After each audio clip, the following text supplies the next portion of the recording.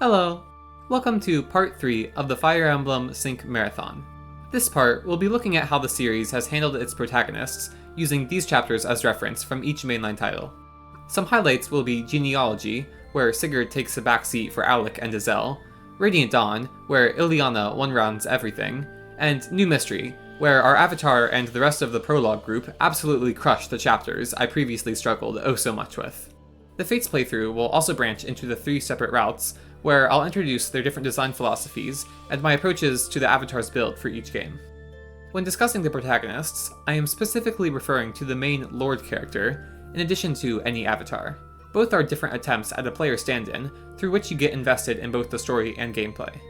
My qualifiers for how well the protagonist fills this role is similar from my discussions for a starting cast, as discussed in part 2. Is the character compelling as the central figure of the game? Is the unit competent enough to be relevant in the player's strategies? And does their unit fulfill an interesting role in the gameplay? With this in mind, let's go ahead and get started. Shadow Dragon and the Blade of Light. Marth's journey now takes his army to Devil Mountain, where yet another group of brigands blocks his path. The thief, Julian, is helping the cleric, Lena, as she escapes from a group led by the mercenary, Nevere. This escape sequence takes place in a one-tile path through the mountains in the northeastern corner, and you need to send at least a few units to save them, in addition to Shida so she can recruit Nevere. Meanwhile, Marth needs to lead the rest of the army west to clear a path to the Sea's Point. I had Kain lead the northern group, with Shida, Maji, and Saji following. Shida just flew onto the mountains and waited for her opportunity to talk to Nevere, and Maji and Saji were just there as insurance, never contributing anything in the end. As for the western group, I had Ogma fighting most of the fighters on enemy phase, holding back Jagen and Abel, since Marth has to take a set amount of turns visiting the village and approaching the Sea's Point anyway. I think this distribution is totally fine, with the fighters in the north not necessitating more than one strong combat unit to defeat them. I may have made a mistake when playing though, pressing end turn after moving both groups, completely forgetting about Julian and Lena. This meant Julian faced a round of combat from Nevere, and the archer stuck behind to attack Lena from across the mountains. Thankfully, Julian didn't get crit, and Lena getting attacked was actually good, as it reminded me about clerics only getting XP from being attacked, rather than using saves. With this in mind, I actually left Lena in range of the archer turn 2 as well, getting a whole 50 XP. If I find more situations like this in the future, I'll take them, but for now, I expect this is going to be the most training any of the clerics are going to get in my run. Turn 2, I had Kain take the lead to protect Lena, but this meant putting him in range of Nevere, so I had to risk a crit yet again. Thankfully, there was no crit, and I was able to recruit Nevere the following turn, but this encounter still left Kain at low HP, and both Julian and Nevere got damaged along the way, so it was looking pretty rough for this group. As such, I mostly just ran them backwards, making sure Kain only had to fight 1 or 2 enemies at a time, healing with the Vulnerary. It took them basically the whole map to finish just these few enemies, and I didn't even get to kill the archer because it stuck behind to fight Lena. The archer even backtracked to go after Shida, who I had fly over the mountains to chase after a fighter with healing AI, moving them even further away from Kain, and preventing Shida from being able to finish off the fighter. This section of the map was very messy, but missing out on a couple kills shouldn't have any long-term consequences, so it's fine. The western group performed much better, with Ogma being a great option to survive several fighters and set up kills for your units of choosing. Even though Marth went out of his way to get the village, he still caught up in time for the turn where all the fighters made it past the fort at the choke point, taking part of the big player phase where I set up kills for Marth, Abel, and Gordon. I think this moment was a bit of an exception for Marth's performance, though. From my observations, it appears that if you play the game as intended, training a full army and visiting the villages, Marth's combat is comparatively not the best, and having to go out of his way to visit villages means he doesn't get many opportunities to get kills if you're holding forward. I've heard the rumors that Marth is actually considered one of the best units in the series, though, and I suppose if you just ignore the villages and let Marth kill everything in these earlier chapters, he might snowball to the point where all you have to do to win is move Marth forward to the Sea's Point. I think most blind playthroughs do not reflect this, though, and Marth is relegated to a more utility role, almost. Visiting villages and seizing isn't typically considered utility, but I think it's an interesting lens to view Marth through, considering that his role as a combat unit is pretty unnecessary if you just train literally any other unit to sweep all the weak FE1 enemies. In terms of Marth's role as a compelling protagonist character, I think he does well enough, considering the limitations of the early games. I can't really tell you much about Marth, but I know that he's, going somewhere, and he wants to help people. At least he's not actively dislikable. Being the unit who needs to visit villages adds a bit of flavor to him, as we get to see all the NPCs directly addressing Marth and giving advice on his next steps. I just really wish we got to see Marth talking in these moments, because seeing his reactions to the world around him could have been genuinely interesting, and I don't think it would have been too far out of scope. Shame.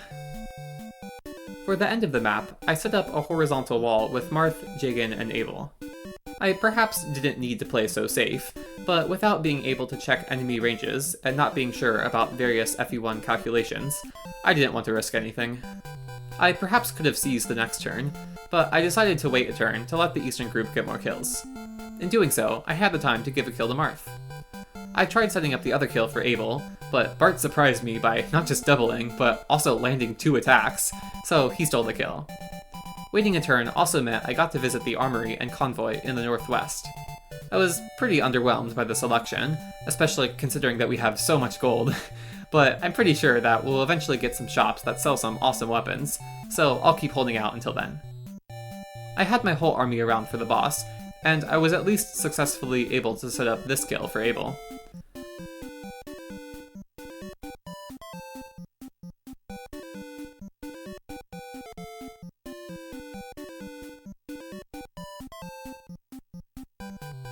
Marth then seizes, earning us a whole 15,000 gold. Someday we'll find an opportunity to spend it. Someday.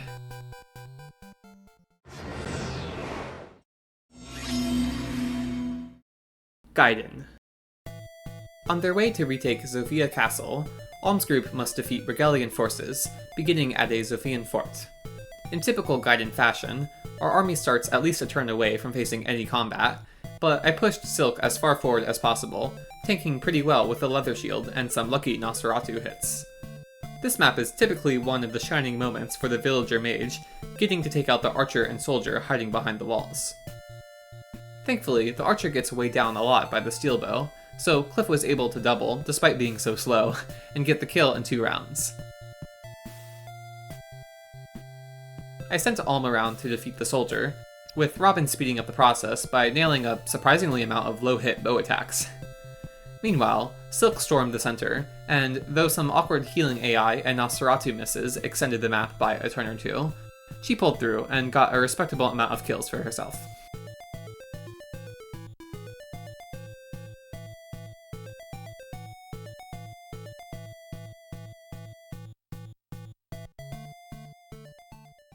We then get to explore the interior of the fort, where we find Claire, a Pegasus Knight and younger sister of the Zofian Liberation Forces leader, Clive.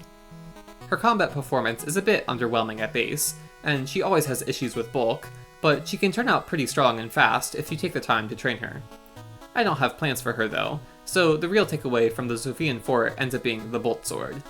The Bolt Sword is pretty insane, giving any unit that can wield swords 15 attack and 1-2 range.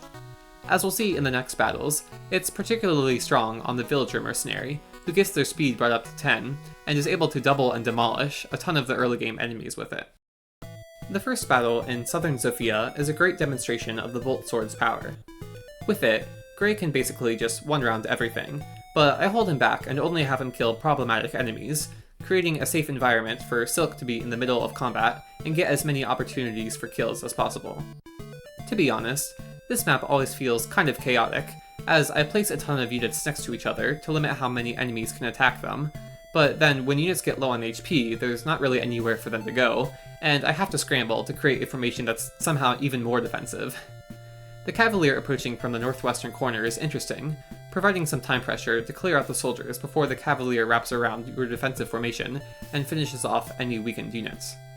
I had Gray just go for the 1 round, but he missed one of his attacks, so I had Robin pick up the kill instead. The rest of the ending was not necessarily scary, but it was pretty frustrating, as this one soldier moved onto a forest and refused to move, dodging my attacks over and over. Cliff eventually clutched out the kill, but I was pretty annoyed that Silk wasn't able to get it. Oh well, it's not like I wanted early warp anyways. Like I mentioned last part, Alm is pretty solid as a unit. Right from the start, he has comparatively good combat, surviving a handful of hits and dealing respectable damage by Gaiden standards. Now that we've promoted the villagers and have some more options though, he's starting to seem to be not so great. He'll still be useful, but he's neither exciting to use, nor does he have any standout elements, like Cliff's ability to attack at 1-2 range and hit on enemy res, or Gray's huge speed that lets him double more enemies with the Bolt Sword. Without any seizing utility, he ends up feeling pretty bland, despite having stronger combat at base than Marth. Narratively, he's honestly pretty bland too. I know I said the starting cast is a little more lively than FE1, with the villagers getting some dialogue in Ram Village, but other than that, Alm really hasn't gotten many lines.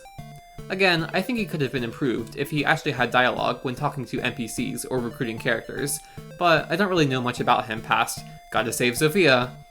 Shadows of Valentia will give him a huge upgrade, but for now, Alm as a protagonist is pretty whatever. Of course, Gaiden does have an interesting take on its protagonist, in that there will eventually be another introduced, who, as you might expect, I am very excited for. I'll give my review on them when we get to part 5, but for now, Gaiden is off to a pretty basic start with Alm. Just know that good things are on the horizon, and we'll get our best protagonist soon yet.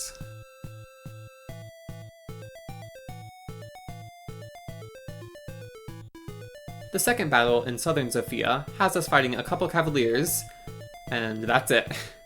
Like the last chapter, the Distant Cavalier Squad is kind of interesting, providing a time incentive. In this case, the incentive is to reach the bridge before they do, because then you can set up a choke point and avoid them being able to wrap around your defensive formation en masse. With there only being 2 Cavaliers in the first portion of the map though, there really isn't much reason you wouldn't be able to reach the choke point.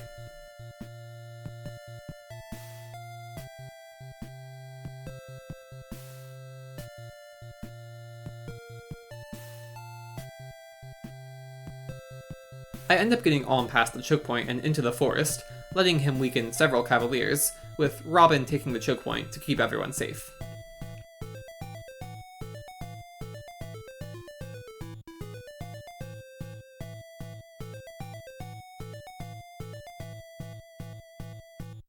From there, I'm able to get all the Cavalier kills on the following player phase, making for a quick victory, no healing AI strings attached.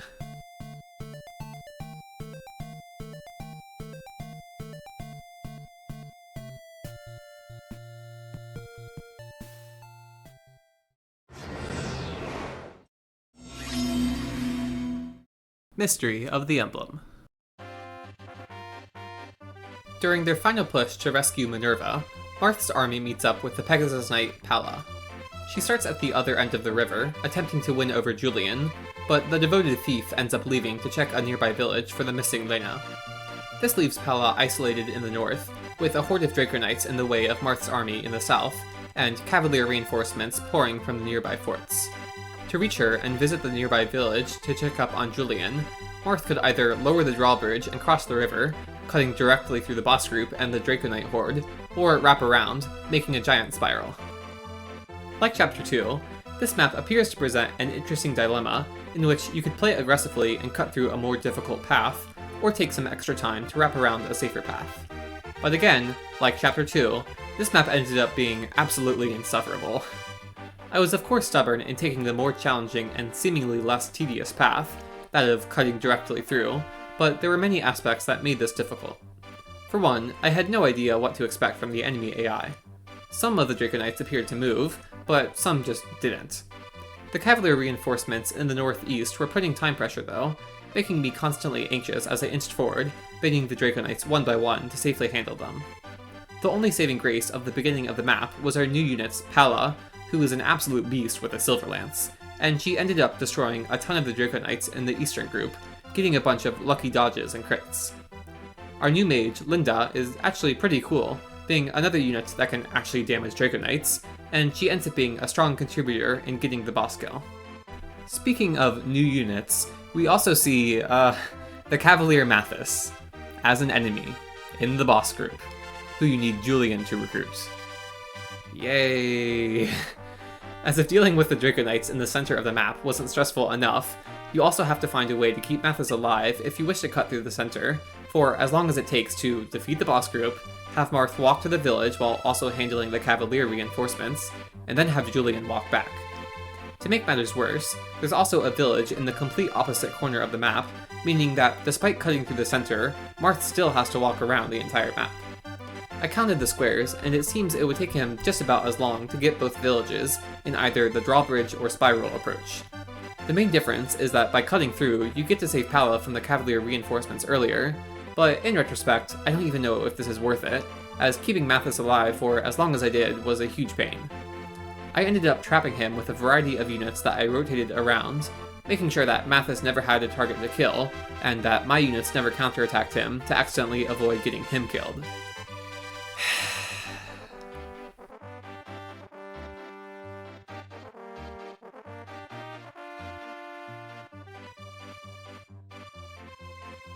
After slowly pushing past the boss group, I attempt to send Luke up to the northeast, with the intention of getting a ton of kills against the horde of reinforcements.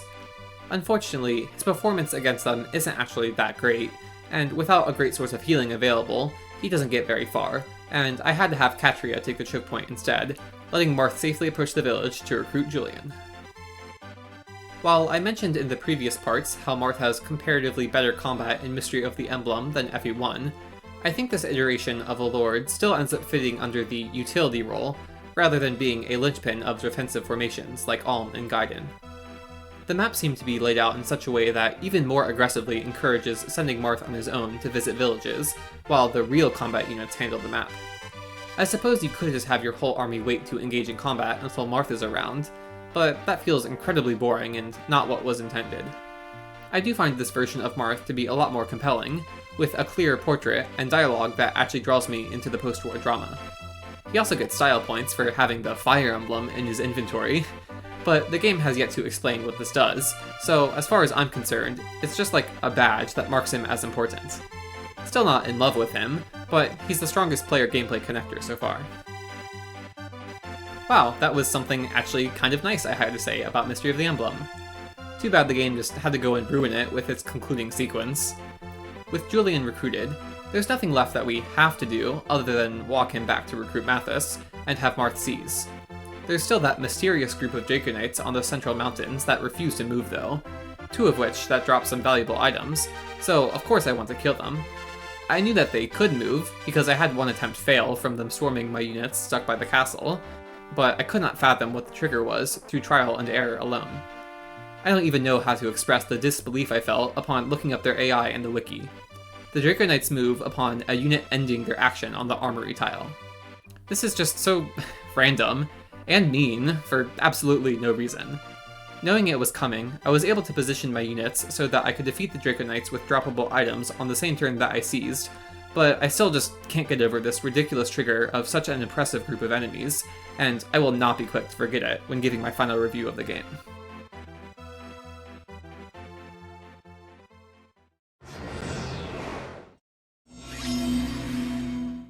Genealogy of the Holy War. With Marfa seized and Aidin saved, Sigurd's army just has Verdane Castle left. To reach it, Sigurd must cross the Spirit Forest, which is demoralizing for players wishing to progress quickly, but very motivating for Sigurd, who is chasing after his newfound crush, Deirdre. The first hurdle is a group of fighters led by Yamka, the third of Verdane's princes. His compelling portrait betrays that he is recruitable, however, if Aidin talks to him. He won't actually attack Aidin, but the difficulty comes in Aidin being able to approach him while staying safe from the multitude of fighters that surround him, and Aidin only being able to move 2 tiles at a time. Thankfully, I was able to get Alec to reach the choke point just in time to prevent the fighters from pouring out. I occasionally let Ira be up front to get some action, with both her and Alec having great survivability against the fighters due to weapon triangle advantage, and Sigurd providing +10 hit and avoid to nearby allies. I constantly had to keep an eye out for Yamka, as he's pretty strong, and between his killer bow and proc skills, he has a good chance to just obliterate anyone he attacks upon approaching. For some reason, the enemy fighters seem to love moving first, so Yamka didn't get an opportunity to step forward for a long time. This gave me the opportunity to leave Azel behind the choke point and safely pick up some kills.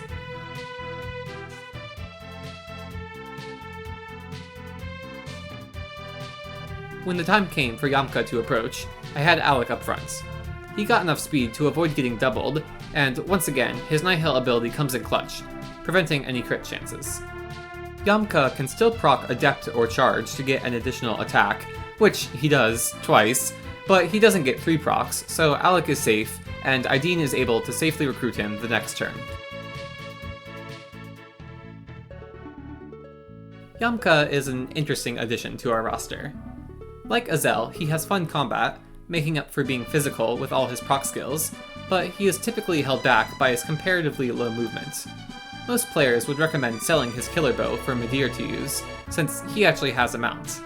This is what I did in my first playthrough, but I'd like to try using some different units this run, and hopefully demonstrate that you don't need to submit to mount meta to complete the game at a fast pace.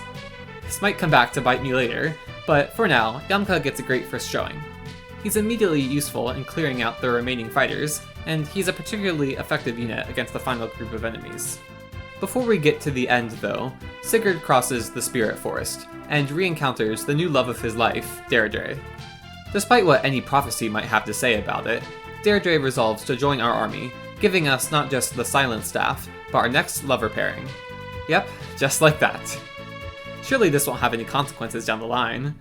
But yeah, Deirdre is actually a fairly strong, yet frail, magic unit, but her main contribution really is just that Silent Staff, which, as the game directs you to, will be useful against the upcoming boss, with their 1 to 10 range Fenrir spell that OHKOs many of the frailer units.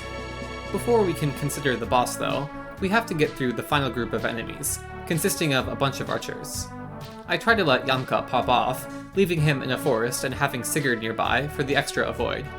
I knew that enemy AI can be a little silly in Genealogy, but unfortunately it wasn't silly enough, as several archers just did the right play and attacked Sigurd, avoiding the counterattack. Yamka still got a couple kills, but it wasn't the sweep I was hoping for. At least Azel got to show off all the great levels he's been getting, one-rounding one archer on an enemy phase.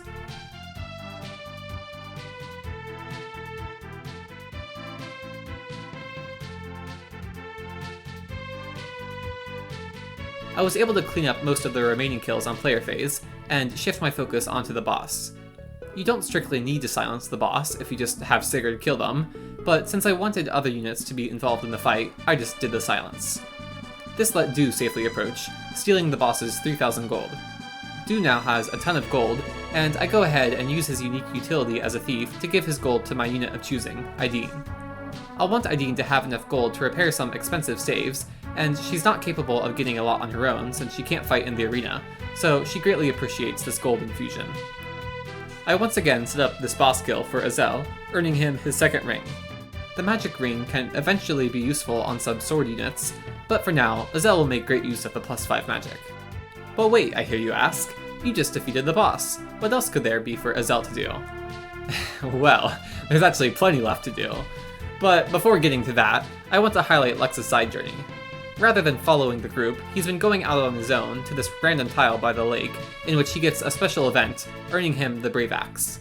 It's totally out of nowhere, but if you know it's coming ahead of time, getting the Brave Axe is totally worth the side journey, giving Lex a way to strike twice and one-round a ton of enemies. Well, his hit rates can be pretty bad when fighting at weapon triangle disadvantage, but it's still a huge improvement from his iron and steel axes. Well, with that out of the way, let's go back to the most important part of the map. Last-minute arena grinding. In the last part, Aideen and Ethlin got a warp and return staff, respectively, which they can use to send units back to the home castle, where the arena awaits. They also get a lot of experience for using the staves, so by taking a few extra turns to send basically everyone who isn't Sigurd back, they get some levels. Some units struggle to get past the earlier levels of the arena in the last part, but with the levels gained from completing the chapter, our units now have a fair chance at not just getting through another level, but winning it all. I discussed in the previous parts how Sigurd killing everything is a typical way of approaching the game, and I don't want to discredit that when it comes to Sigurd's quality as a protagonist. I think that having this as an option makes Sigurd stand out a lot, in which you get to experience the story through a character who demolishes everything in his path, rather than having to be escorted everywhere like Marth. Even if you don't choose to have him do literally everything, we can see that he's still incredibly useful, killing problematic enemies when necessary, providing hit and avoid support thanks to his authority stars, and being the go-to answer to weakening bosses. I could say that he's too strong, invalidating the use of other fun units, but I don't actually think this is true, as it's ultimately up to the player if they choose to approach the game in this way. At the very least, he's a lot better than Alm, who's only decently competent in combat, and having Genealogy's Canto gives him some flexibility in movement, which is both good for pushing forward and makes him feel more strategic to use. As a character, Sigurd is also pretty interesting, having connections to a well-designed world with an actually involved plot. His abrupt relationship with Deirdre also helps him stand out from the gotta help people lords that we've seen so far. Not to be mean, but I genuinely think that what's holding me back the most from loving him is the Genealogy art style. Big fluffy hair and everything. Even if you don't care about the art style though, his unit has a ton to offer in various playstyles, and his notoriety as one of the strongest units in the series is a testament to this. I may not have chosen to have Sigurd go off on his own and sweep everything, but in a twist of fate, when it comes time for me to seize, Sigurd is indeed all on his own, with all his friends hanging out in the arena together. I feel a little bad for Sigurd, but getting so many units to clear the arena was absolutely worth it, getting a few extra levels and tons of gold that will eventually be useful for repairing and trading around some expensive weapons and equipment. Until then though, we can look forward to the next part, where the arena waits us yet again.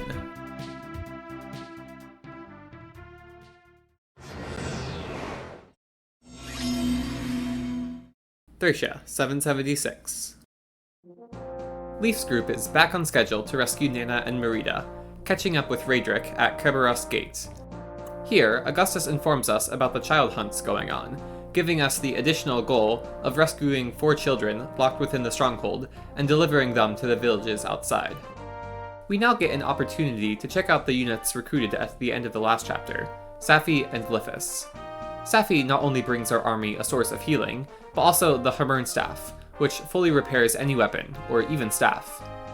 The Hamurn Staff is something I always hoard in every game it makes an appearance, especially since I also hoard its typical targets like warp and rescue staves, but I'm going to try to have this run be different, and just use powerful weapons and staves when they would be useful, regardless of how rare they may seem.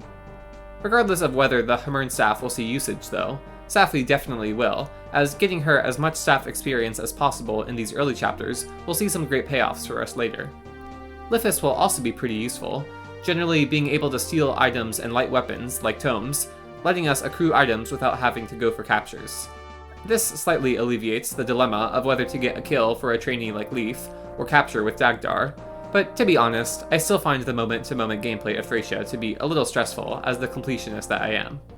Glyphis also brings us our first scroll, which increases the growth rates of its wielder and prevents critical hits.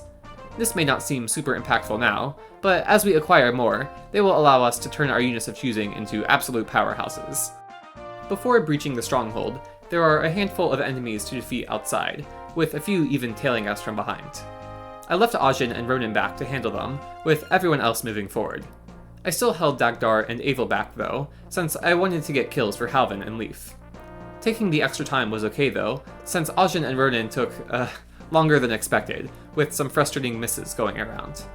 Another benefit was giving Glyphis an opportunity to get some attacks in, through which he already got his first level up, getting an amazing strength and speed level that will let him steal even more items in the future. Good job, Glyphis, keep it up. Upon reaching the stronghold, we encounter our first indoor battle. Here we see that mounted units have to dismount to enter, and in future maps where units begin indoors, they will be forcibly dismounted. This isn't too impactful for Finn here, but it is a little frustrating, as it means he needs more time to rescue one of the green units and escort them back to the villages. I try to be a little clever in my rescues and transfers to save some time in this escort mission, but I'm not actually sure how many turns my effort saved in the end. I ultimately had Finn, Marty, Dagdar, and Tanya go back. It took some trial and error to figure out which house belonged to which child, but I ultimately figured it out. Meanwhile, Ajin, Halvin, and Leif led the charge in the stronghold. I generally decided to forego captures here and just get kills, especially without Marty and Dagdar around to speed up the process. To be honest, I'm pretty unsatisfied with Leif as a protagonist. I know his character and connection to the story get more interesting as the game progresses, but as of now, he doesn't stand out as particularly compelling. The main sticking point for me, though, is his role in the gameplay, which I've pointed out to be a little awkward. Feeding him kills is already tricky enough, but it doesn't feel particularly rewarding, which, paired with the opportunity cost for captures, makes him feel unsatisfying for me to train. I recognize that not all players have this internal struggle, but I think those players just don't care to train Leaf that much anyways, submitting to Dagdar and Avil dominance for the bulk of these early maps. The Lightbrand makes for flexible positioning, but unlike the standard Rapier, it never seems to have the potential to do particularly great damage. Like Marth, he feels like a utility lord, in being part of the puzzle that is fulfilling the victory condition of seizing, but he doesn't even need to be the one to visit villages. The introduction of Rescue Drop also opens up the option of just rescuing Leaf to rush him to the seize point, which means even less opportunities for him to be out front and being a part of any relevant action. So yeah, his character has some interesting insights, but being particularly frustrating for me to use puts him pretty low on my list. Back to the ending, it takes quite some time for me to handle the boss and the final sage. I was uncertain about the sage's AI, so I was perhaps a bit overcautious in approaching them. I actually took long enough to the point where they started running away, and I had to chase after them, stealing their keys with Lithus, and taking several attacks to finally land the capture. Meanwhile, Avil took the time to backtrack from her time in the unnecessary green unit transfer chains, eventually reaching and defeating the boss.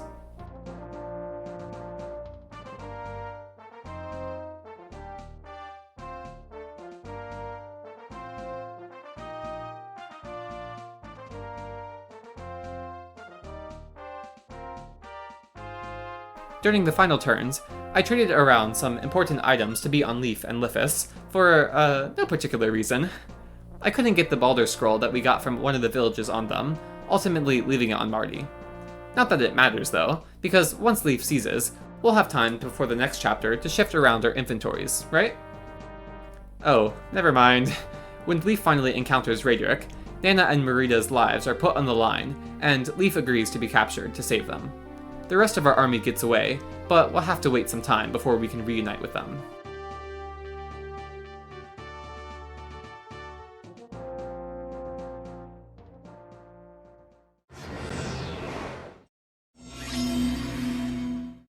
Binding Blade.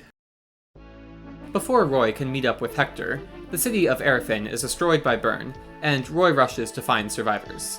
Our new thief, Chad, informs us that Hector is still alive, but we'll have to fight through Burn's forces to reach him.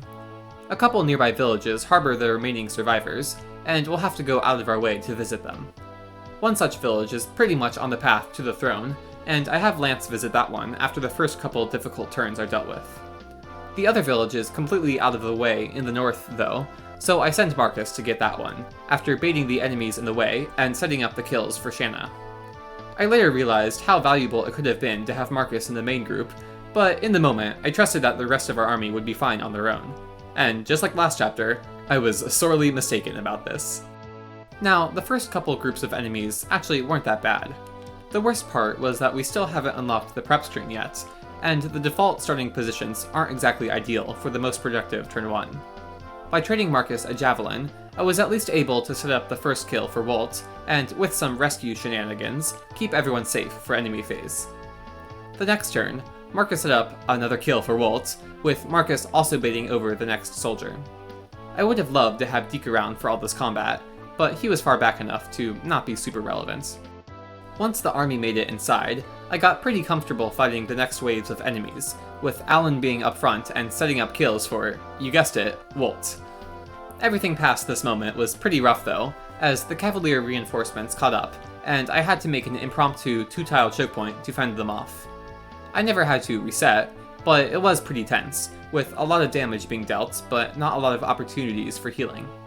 Roy came in clutch, being able to actually do decent damage with the rapier, and Deke had solid damage output, but every other matchup was pretty underwhelming, and it took a while before I was able to make any progress.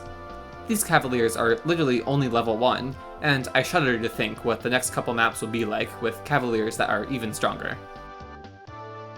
At least amongst all this drama, Marcus got to visit the northern village and recruit Lou, our first mage. He's pretty weak at level 1, and he'll always be frail even if trained, but he can grow to be a strong unit if you want.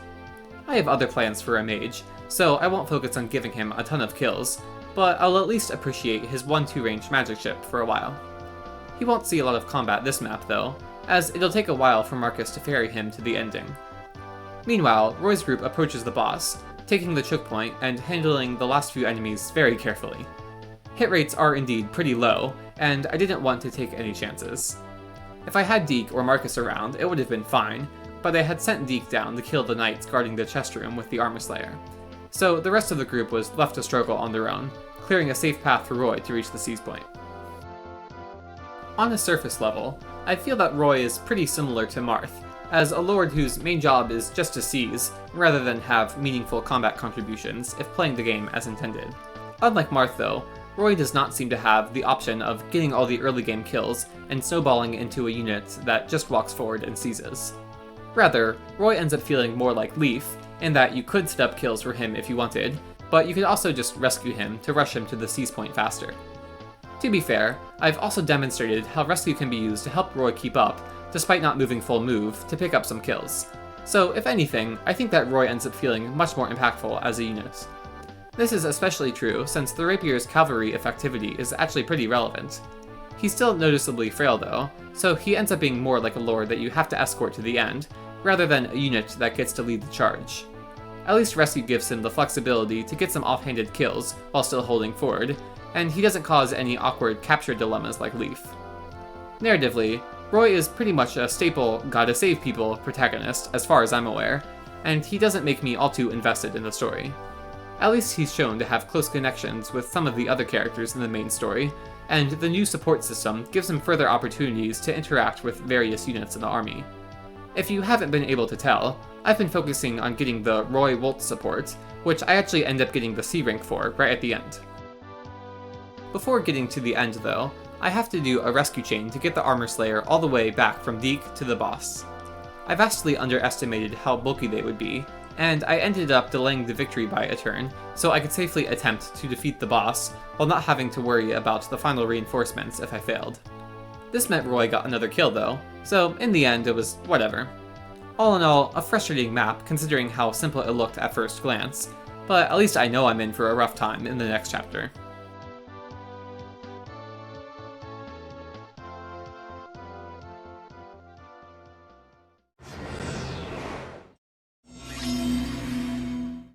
Blazing Blade.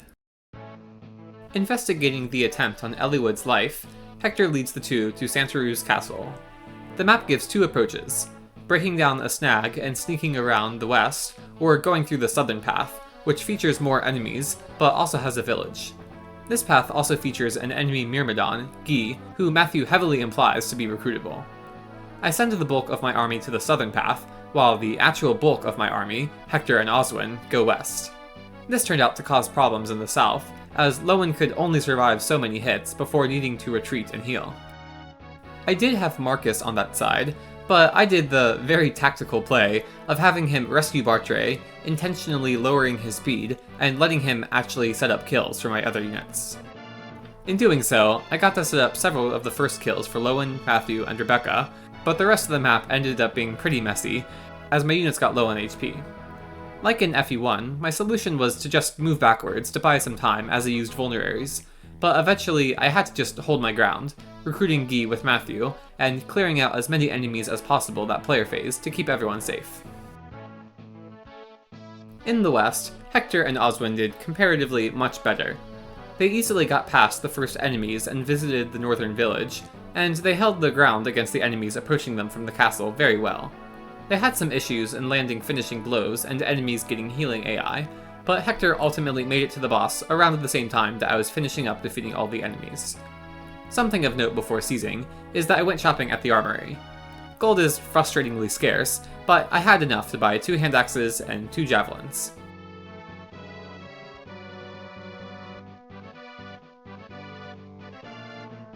Though we were able to seize the castle, we are too late to save the Marquess of Santaruz, Helman. Thankfully, we arrived just in time to hear his final words, which are to go to the territory Loss and beware the Black Fang. Of course, Hector's group has far more important matters to deal with than this newfound conspiracy, such as protecting the merchant we saw in the northern village, Merlinus, from a group of bandits. It's a worthwhile side quest, as Merlinus will provide a mid-map convoy similar to Binding Blade, but the experience is frustrating nonetheless. As a Fog of War map, there are a few nasty surprises awaiting you, but you are encouraged to play risky and push forward to visit the northern village and potentially defeat the boss, all while protecting a helpless green unit. Interesting in theory, but as I've learned from Mystery of the Emblem, there is always room for something interesting to turn out absolutely painful. Now, to be fair, I didn't exactly have the best mindset going into the map.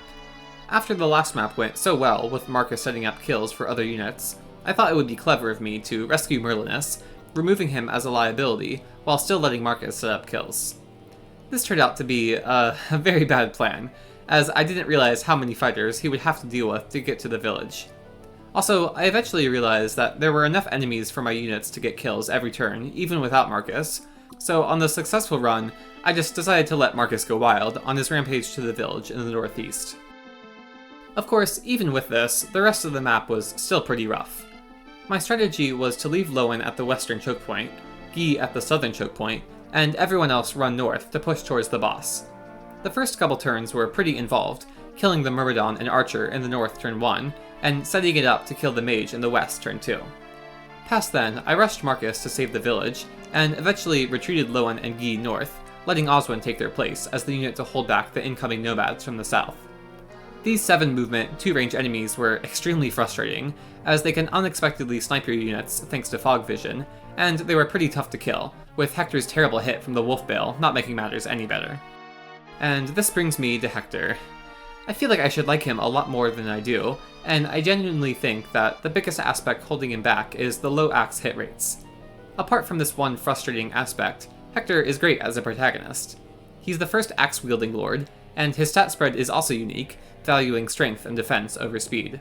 He's not as dominant as Sigurd though, so involving him in your strategies also means getting to make use of your other units, either through rescue dropping him to the front lines, or having him be one part of defensive formations. His unique weapon, Wolfbale, is a cool version of the rapier, and having axe access means he can use 1-2 range hand axes. If only he could more reliably hit with those. Oh well. We skipped past Lyn mode, but my quick review on Lyn as a lord is conceptually cool, with a unique stat spread and an engaging story within her mode, but not as fun of a character in the main campaign, as her story contributions are limited, and her low damage output makes her pretty rough to train. We do have Eliwood, but without being the main lord and having seizing utility, he ends up feeling very underwhelming. He's still usable, but the lack of bulk has been noticeably frustrating, and his damage output is underwhelming against anything that he isn't effective against. I'll be training him for the sake of getting the full Blazing Blade experience, but just know that I'm not exactly thrilled about it. After struggling through the middle of the map, I finally was able to reach the boss in the end, creating a 2-tile choke point with Lowen and Hector. Guy continued to be useful in one-rounding problematic enemies with the killing edge, and after a couple turns, I was able to chip down the boss enough to give the kill to Lowen. It's not like I had to go out of my way for it, since the victory condition was just to survive for 7 turns, but I was content with my accomplishment nonetheless.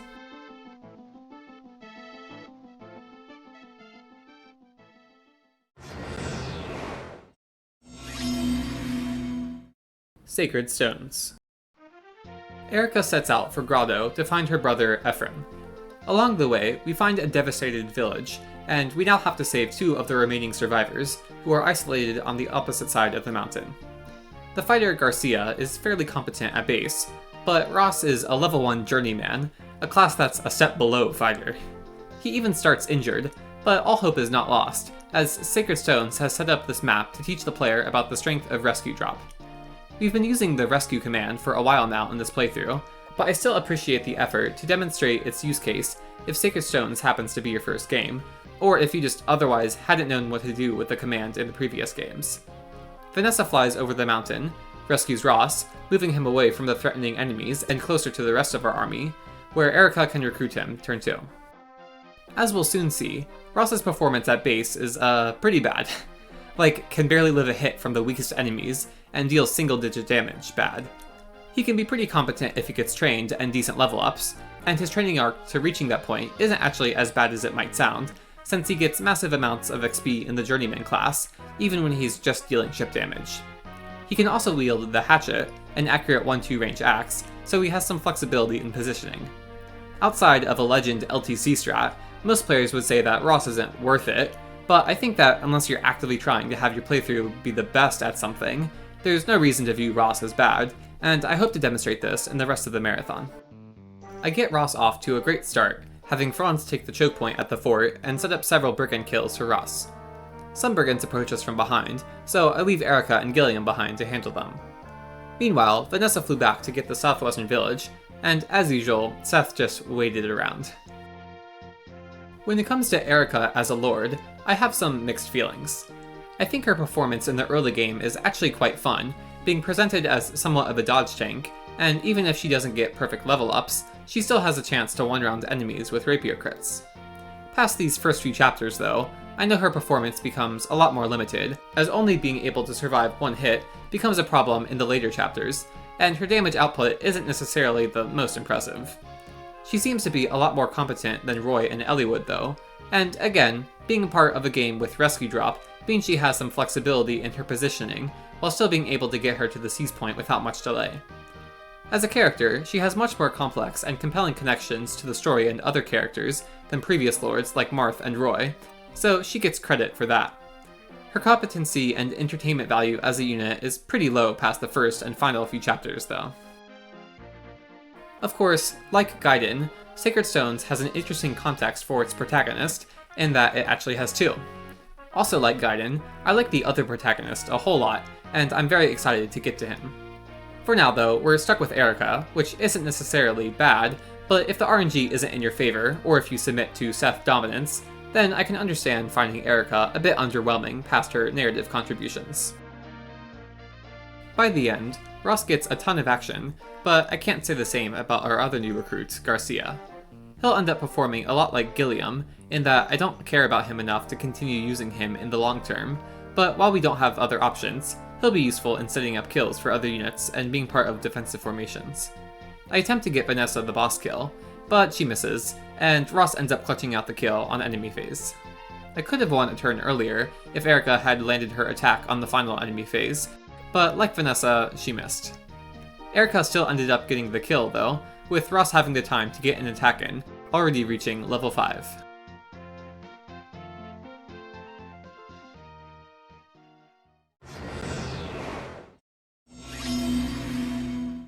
Path of Radiance. News of a war breaking out between Crimea and Dayan is brought to the Grail mercenaries by the Wind Mage and strategist of the group, Soren. Despite Soren's suggestion to stay out of the conflict, Grail commands Ike to lead the group to investigate the situation, and they quickly run into Dayan forces. Boyd and Oscar still can't come with us, but we at least get Riss. Between Riss's return and the inclusion of Soren, this battle features 2 frail units that need protecting. The map is essentially an open field though, and the enemies are densely packed in the beginning, so making a defensive line is actually pretty difficult. As with most early game maps in Sacred Stones and Path of Radiance, the simplest solution is to just move the strong paladin forward to clear out all the enemies themselves. Soren starts as a level 1 mage with some great growths in a few areas, and picking up kills is relatively easy despite being so low leveled because of his accurate 1-2 range magical attacks. As such, it seems fair to view this map as an opportunity to get his much needed training arc started. The layout makes this difficult, but I did my best to combine the 2 contrasting approaches, having Titania and Shannon clear out just enough enemies to hold a safe defensive formation, also setting up kills for Soren and Ike along the way. After Titania clears out the handful of enemies in the first group, I take a couple turns holding this defensive formation before continuing my approach forward. I expected Shannon's Provoke skill to be very useful, encouraging enemies to attack him instead of other units, but I was consistently surprised at how inconsistent the skill seemed to be, as many enemies chose to ignore him and attack Riss instead. This led to a few resets, but in the end, I decided to just play assuming that most of the enemies wouldn't go after Shannon, and it worked out. With the first group dealt with, it was much safer to bait the next couple enemies without having Titania kill them, and I was able to continue setting up kills for Soren and Ike.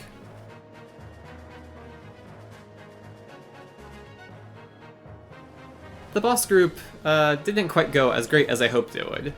I had Shannon bait the group, expecting him to counterattack all the 2-ranged enemies, but the enemies were silly and body blocked each other. My plan was to have Soren snag the boss kill, then rescue him backwards so I could feed another kill or two to him. I went ahead and tried to have Shannon set up the boss kill, but he ended up critting, which not only meant no boss kill for Soren, but no more kills at all, since I forgot the map is actually defeat boss and not route. Oops. After the conflict, Ike discovers a young woman that reveals herself to be Valencia, the hidden princess of Benyon. From now on, our main goal will be escorting Valencia to the country of Gallia, where she can stay safe from Dayan. We are immediately put to the test as Dayan forces surround our fort during the night and demand we relinquish Valencia. This sets up for yet another Fog of War chapter, this time with a more explicit defend condition. Unlike Blazing Blade, this ended up being a fairly entertaining experience, in spite of the lack of available information. One great aspect of this map is that we finally get Boyd and Oscar back, who I have take the western choke point together. Boyd was ready to wreck them all, but the enemies loved going after Oscar instead, which was a bit sad. Regardless, the two of them were able to set up many kills for Soren in the first handful of turns, with Oscar occasionally getting healing from Wrist to stay safe. Meanwhile, Titania and Gatry lead the choke point in the south, and yet again, Titania ended up killing many enemies on the first enemy phase. This time, it wasn't even intentional, but the enemies just really love targeting her over Gatry since she has less defense, I guess, and because she won rounds, there is always space for the next enemies to approach. This was inconsequential for the Soren and Ike training arc though, since they each had plenty of opportunities to get kills in the remaining turns of this timed battle. After the first few couple turns at the choke point, I used a torch and started pushing further south towards the boss. While I've been talking about Ike so far similarly as I have the other lords, being a unit that I'm just feeding kills to, Ike stands out from the typical sword-wielding lord to me in a lot of ways. For one, he doesn't actually need to seize in most maps, and as such, it's kind of up to the player as to where he gets used, and it's never a liability to hold back his movement to get more kills. Unlike Erica, he can actually live a few hits, and unlike Alm, he can deal a lot of damage. As I've demonstrated, an Ike with good level ups can actually have some great damage output. I understand Ike is a little more underwhelming on average, and there can be some frustrating consequences later on if you get particularly unlucky, so I wouldn't say Ike's combat is spectacular, but at least training him doesn't appear to be as much of a struggle as other lords. Of course, the most standout and known aspect of Ike as a protagonist is his well-written character, having compelling connections with the rest of the starting cast, and an interesting connection to the well-developed Tellius world and story. Like I said last part, I think a lot of players will want to use Ike, and as long as you don't expect too much from him, I don't think he disappoints. As an example, Ike was able to deal great damage to the boss this chapter, thanks to his new rapier-like weapon, the Regal Sword. Too bad Shannon yet again felt like critting the boss, stealing the kill with a double crit. It's okay, we don't have to deal with him for much longer. Just one more part with this rude sniper. In reality, Shannon stealing both boss kills this part isn't a huge deal, but it's definitely unsatisfying, especially since I was all excited to show off how a trained Ike can perform well. Oh well, there'll be plenty of opportunities to show off buff Ike in the future.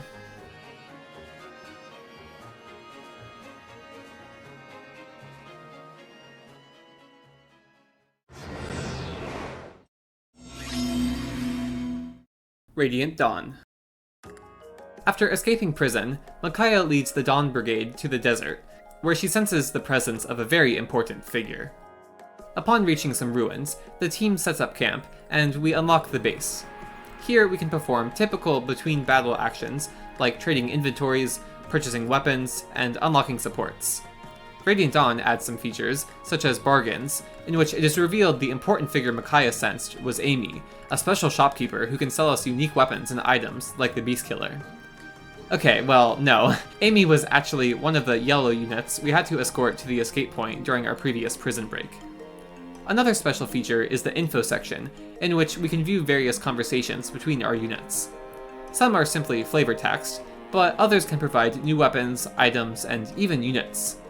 For example, by viewing a certain conversation in Chapter 4, we finally get to discover the important figure Micaiah sensed, Meg, an incredibly powerful armor knight that will be very important in our strategies going forward. Jokes aside, Meg is a rather random addition to the team, being weaker than our already underwhelming units. She doesn't stand out too much now, and she actually will have important roles in a few chapters later on, but suffice to say that if you want to make use of her as a combat unit, you need to get started right away and be prepared to focus on her a lot. I will not be doing that, so after recruiting her, I just put her aside and consider the other units I want to perform well. One feature that lets you boost units' performance is the new Forge, which lets you purchase basic weapons and spend extra money to boost might, hit, and crit.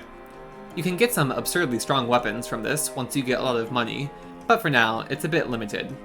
I start us off with forging a Thunder with plus 5 might and plus 10 hits to make Ileana, a typically low-valued unit, become not just a valuable member of the team, but a dominant one for as long as possible.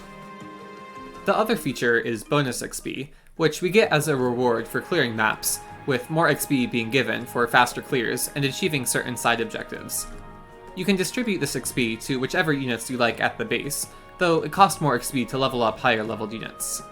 I won't point out my bonus XP distribution every part, but I'll be doing a mix of catching up low leveled units and doing the bonus XP trick to get high leveled units a level that essentially ensures that they get a stat boost in their 3 highest growths. So, for example, I'll be using it a lot on Ileana and Iran to ensure magic and strength levels, respectively. Chapter 4 is actually the first instance that we see Lagoos in this marathon. The Lagoos are interesting units that can transform into their animal form when their unique Lagoos gauge is full. The trade-off is that they're mostly useless when untransformed, but get their combat stats doubled when transformed. This is pretty frustrating to deal with as a player-controlled unit, but for maps with enemy Lagoos such as this one, it mostly just means we'll be fighting some pretty buff enemies. The goal is to route, including 2 bosses in the northern corners, one of which is guarding a chest. To reach them, we could either bust through a breakable wall in the north, or just walk down and wrap around the sides. The southern path has an additional chest and some hidden treasures, so I will of course be taking that route. I have Nolan and Iran take the first choke point in the south, while Edward, Leonardo, Micaiah, and Ileana stick behind to break down the wall. This opens up space for the 2 northern Lagoos to approach. One is untransformed, so I can take them out with Micaiah, and Ileana gets to show off her new Thunder plus 5, one-rounding the transformed tiger thanks to the speed level she got last part. Normally, this enemy would be a bit annoying, with all the bulky units wanting to lead in the south, but Ileana just brushed them aside, so everyone's free to move on without worrying about the tiger. After picking up the hidden coin in the starting area, Soth led Iran through the eastern path, setting up the few kills over there for him. When it came to the boss, Soth busted out the Beast Killer for the 1 round. Everyone else huddled up together in the western path, with Nolan leading, and Micaiah and Ileana's 2-range coming in clutch for getting the kills. Dealing with the boss was a bit frustrating because Radiant Dawn doesn't allow you to attack through certain walls, and the healing jars appear to count on this map. This delayed the boss kill by a turn, but thankfully I was still able to get it in time to open the northwestern chest by the time Iran caught up with this one Lagoos that untransformed and started running to the northeastern corner.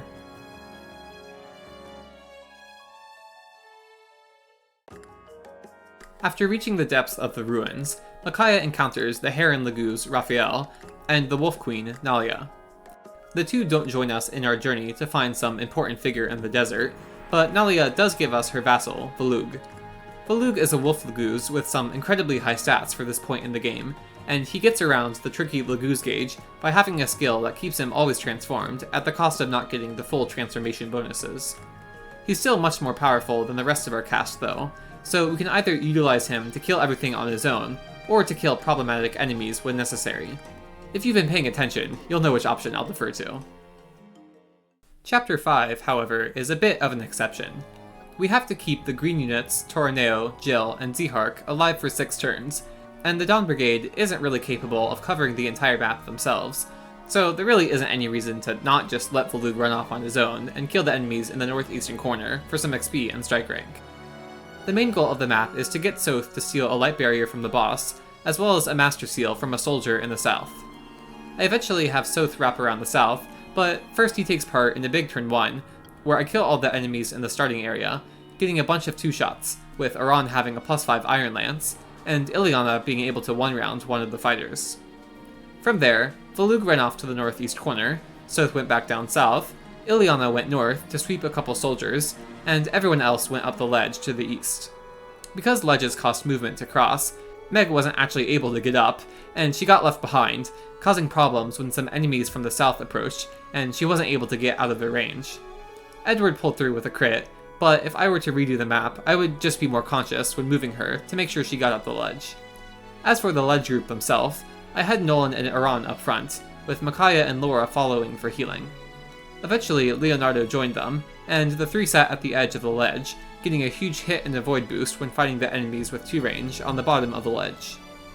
I even let Micaiah take a turn at the ledge at the end, though I did have to double check that she didn't get OHKO'd by the archers. Micaiah's performance kind of fluctuates throughout the run, but I think this map demonstrates that her combat potential is pretty limited to getting one strong hit in on player phase. Right now, her unique sacrifice command gives her some utility past this, and once she promotes, I know most players relegate her to staff duty, which is actually pretty important, because the only other staffer is the frail Laura. It's a little underwhelming, having to constantly protect Micaiah from getting attacked by anything, lest she gets OHKO'd, but I still think she's pretty great for standing out as a purely magical and utility-focused Lord character. Like a couple other games, the starting protagonist won't be the only one we have, but I think Micaiah is the only one of these non-permanent lords where I'm disappointed we lose out on her, because I think she's a unique and interesting player unit. Now, in terms of her character, I remember having a deep disliking for Micaiah in my first playthrough, but I understand that not every player feels this way, and I'm hoping that I'll get a better appreciation for her throughout this playthrough. For now though, Micaiah as a protagonist is iconic as a unit, but discouraging as the character we experience the interesting narrative of Radiant Dawn through.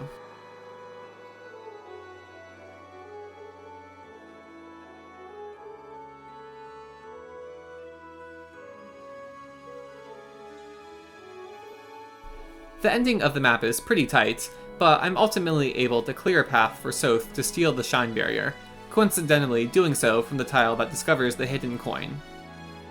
I set up the boss kill for Iran, leaving just a couple mages alive when the final turn rolls around.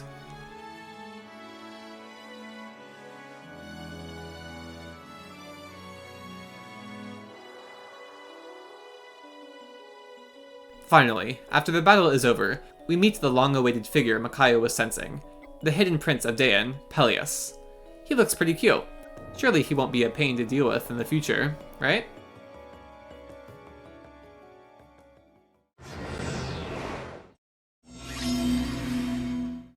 Shadow Dragon. Once again, Marth heads to the mountainous, bandit-filled area, this time called the Ghoul's Teeth.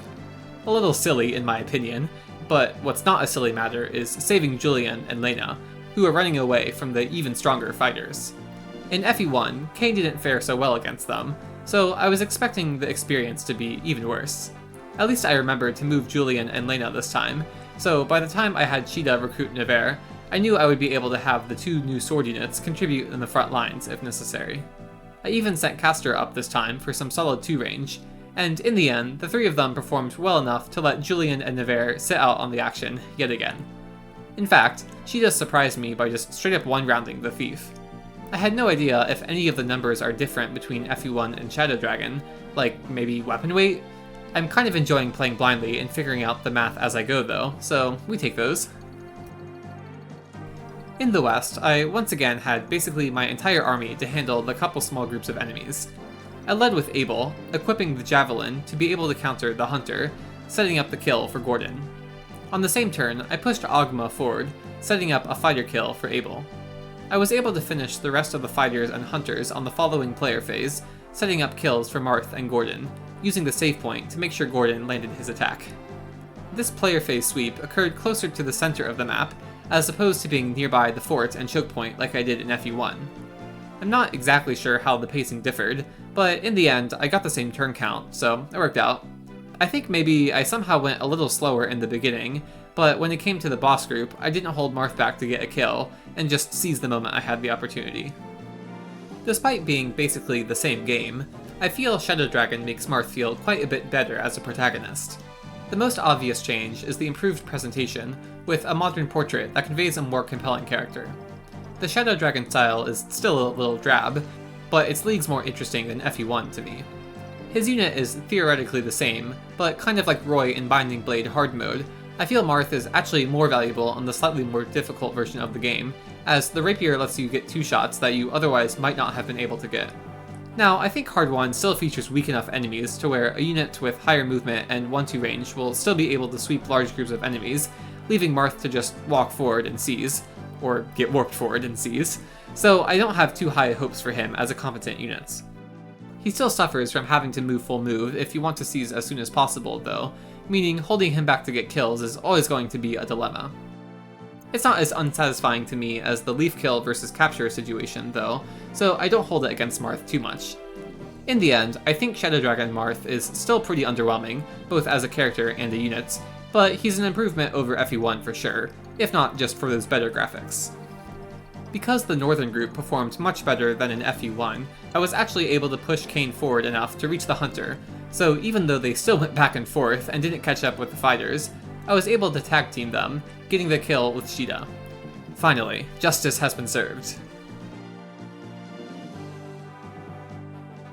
In the West, I dealt with the boss with a combination of Jagan, Ogma, and Gordon, setting up the kill for Abel. I didn't even bother going shopping this time, and just seized with Marth.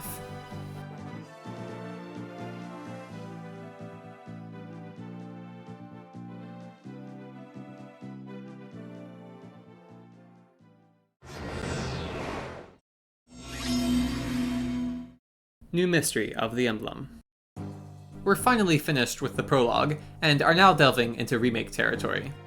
Like FE3, Marth is being pushed around by his past ally and new emperor, Hardin, and the pushy general, Lang, sees to it that we quell the rebellion in Grust. Already, Chapter 1 has a lot of changes from its original. The preparation screen has way more options, starting with the new talk feature that functions similarly to what we saw in Radiant Dawn's info option, letting the player see various conversations between the units. It also appears to show conversations indicating that certain units have unlocked a new support level, as I saw a random conversation between Queen and Ryan, who fought a lot together during the prologue, but I'm not certain about this, and the game does not make this clear for new players. A much more impactful feature is the new reclass option, which introduces the concept of changing a unit's class to a set of other options. In New Mystery, it seems there are a few select pools each unit has access to depending on their base class. For example, the archers could reclass into cavaliers and vice versa, but neither can become, say, a mercenary or knight. For the most part, I get the impression that reclassing usually isn't very impactful in Shadow Dragon or New Mystery, as you have to work with a low rank in the new weapon type, and it doesn't seem to improve most unit stats. An exception might be Iran, who could switch from being a strong paladin to a strong Draco Knight while keeping his B rank and lances, crushing the early game. Cecile also might appreciate reclassing into Pegasus Knight, but as we've seen in the last 2 chapters of FE3, we should be getting some already strong Pegasus Knights in the near future, and having her take a hit in her already low strength seems like a bad idea for her. While I may do a certain reclass if I think it would be exceptionally entertaining, I will mostly be ignoring the feature to get an experience that best reflects FE3, as crazy as it seems. Another feature taken from Radiant Dawn is the Forge, in which you can give weapons huge boosts to might, hit, and crit. Shadow Dragon and New Mystery limit this to once per chapter, but it seems you get plenty of gold, so I go ahead and forge a +5 might, +15 hit Iron Sword for Roderick, to assist in his upcoming training arc that will amuse me in the next few chapters. Yeah, remember last part where I expressed a concern that Roderick would be too far behind and I need to rely on Luke for everything? Well, it turns out that while Queen's platoon was training in the prologue, the enemies of the main campaign were slacking, and they're just as weak as in FE3. The only added difficulty is whatever hard mode bonuses they get, but as I'm only playing hard 1, the enemy fighters and archers were still incredibly weak, and only being level 1 meant units like Luke and Queen had excellent matchups, and didn't gain much XP for getting kills. As such, I took this map to give kills to Roderick most every turn, with the second XP target being Queen, who actually didn't get very far ahead of the curve in the prologue. The addition of the Avatar is another fairly important impact on the gameplay. While their class freedom doesn't seem to be too impactful at first glance, they get to build weapon rank throughout the prologue, and get the new weapon rank bonuses right from the start. All the while, they get to be power leveled from the prologue. To be honest, Queen's stats are looking a little lackluster compared to my other high-leveled units, but I don't want to put too much stock in my personal experience, and she's still performing pretty well, being able to provide big safe chip damage to pick off kills. Looking at the numbers, she also appears to be pretty close to being able to double weaker enemies, which would be a big power spike for her, so alongside Roderick, Queen is going to be the focus of the upcoming maps. Speaking of power spikes, Marth seems to be a lot stronger, judging by his performance against the fighters in this map. Like Shadow Dragon, I don't know if any stats were changed from the original to the remake, but again, I'm not complaining, and I think it's kind of fun to go in blind. Speaking of changes, Militia did not get one, having just as unfortunate of an introduction as before. Also, the blue hair is cool, but I kind of missed the white hair from before. Now, what I don't miss is the mountains at the choke point. I was honestly joking when I speculated about how New Mystery might change its mountainous Chapter 1 at the end of the last part, but boy am I glad to see the change. With just a fort at the choke point, every unit can cross, which also includes the enemies. This makes the process go by much faster, and I'm able to involve most of my army when fighting them.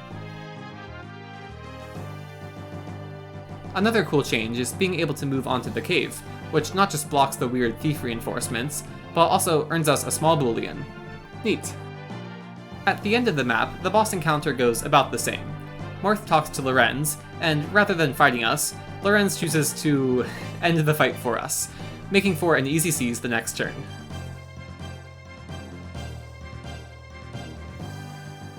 Moving past Lorenz's explosive end, Lang whisks away the twins Yulia and Yubelo, but Marth bides his time and continues following orders. The next mission is to rescue Minerva from the aftermath of a rebellion in Macedon. In the preparations beforehand, I forge a Steelbow +2 for Ryan, which will let him Oko the Draconites and then some. I also get an opportunity to manually change my positioning, which doesn't seem like much, but makes for a huge improvement over Mystery of the Emblem. Also, once again, my wishful thinking from Part 2 somehow came true, and the forest only costs 2 points of movement, meaning the archers can move 2 tiles at a time through the forest, rather than 1. Thank goodness, you have no idea how relieved I was when I had this realization. Another curious change was present in the addition of a seemingly random village to the east.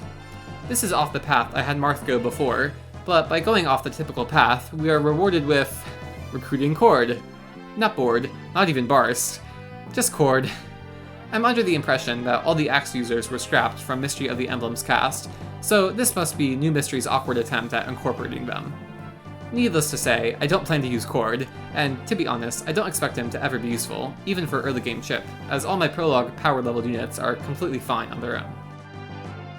To demonstrate this, I have Luke run to meet the thief with the lady sword, with Aran following for support. Somehow, this ends up going even better than in Mystery of the Emblem, as I'm finally able to kill the thief turn 3 like I tried oh so many times to do before, with Luke surviving the following onslaught of Cavaliers and Draconite. Ryan was right behind him, ready to Oko the Draconite, but this proved to be way overkill, as the Draconites were actually nerfed, and Luke was able to do solid damage on his own. New Mystery really is just checking off all the boxes when it comes to making improvements I wanted most, huh? Meanwhile, our new Pegasus Knight, Katria, flew around in the middle, recruiting the hunter, Warren. Like Chapter 1, the focus was on getting kills to Roderick and Queen. Marth had one Cavalier gunning for him in the north, but Marth ended up meeting with the rest of my army by the time the Cavalier actually reached him, so I was easily able to set up the kill for Queen. I've already touched on the Avatar as a unit, both in this and the last part, but I'll just give a quick recap. Their flexibility is unique, entertaining, and makes for a powerful unit, so I'm all here for their contributions to the gameplay. I know some players dislike how they were incorporated as a character, but as I expressed last part, I actually don't mind it, since they got the whole prologue to establish themselves. Even though the story is structured around Marth as the protagonist, the Avatar still gets some special dialogue through the base, and if I'm being honest, I think they're a lot more entertaining than Marth. Marth, like all his iterations, is fine, but nothing pops out to me as special, and I actually kind of find his Mystery of the Emblem sprite to be more compelling than this modern one. At least his combat is better, but he still has the issue of needing to go out of his way to visit villages, so I don't foresee myself using him much past this basic village and seize utility. Speaking of seizing, I make a small misplay at the end, having Katria bait the boss and blocking Marth from moving an extra space forward. I should have just healed Marth and let him take a hit from the boss, since he would have lived, and it's not like his damage output mattered, since literally my entire army was ready to jump the boss, including Ryan with his Steelbow +2. This ended up putting Marth one tile short of seizing, reflecting my clear in Mystery of the Emblem. Unlike last time though, I still could have baited the final Draco Knight if I made this change in positioning, making this just a genuine turn loss for no reason. Not that it really matters, but I am a little embarrassed. The boss kill goes to Ryan, not even needing the steel bow, and the final Draco Knight kill goes to Luke, just like in Mystery of the Emblem. Through shipping the final Draco Knight, Queen also gets a level, getting an awesome magic speed growth. Overall, I'm pretty happy with the team that we've got, and I'm ready to go into Chapter 3 and continue the string of chapters where I get to enact justice on the painful clears of the past.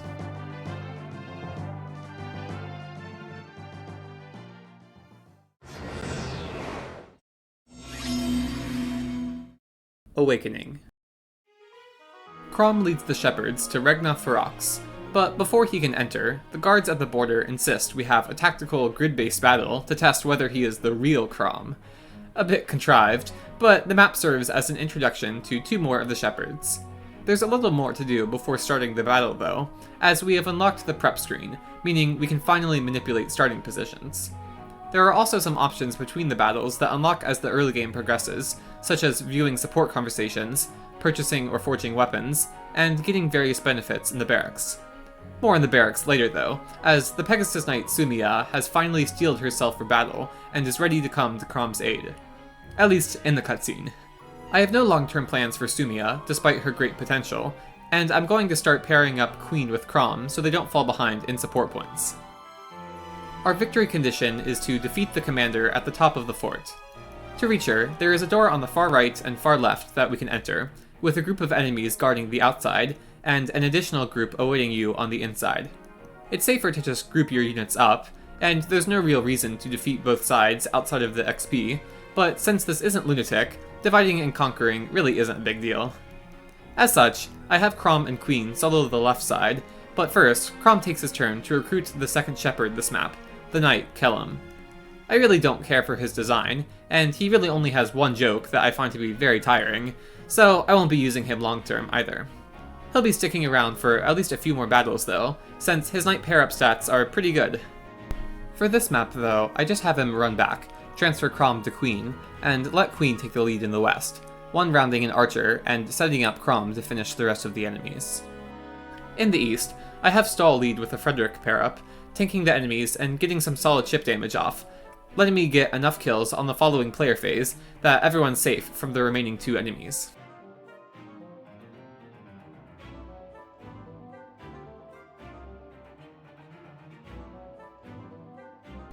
After opening the doors, I once again have Stall leading in the east, setting up for a big player phase sweep. I know I'm giving a lot of kills to units I said I wouldn't be using long term, but we don't actually have many long-term units on our team yet, and I'd have to slow down by a considerable amount to have Stall get literally all the kills in the east. Sure, it's a bit unsatisfying, but it doesn't really matter in the end. In the west, I switched to Chrom, who can actually one-round the mercenary, and also the fighter with the dual strike from Queen. I had Muriel fight the boss, once on the enemy phase and a second time on the following player phase, setting up the kill for Stall.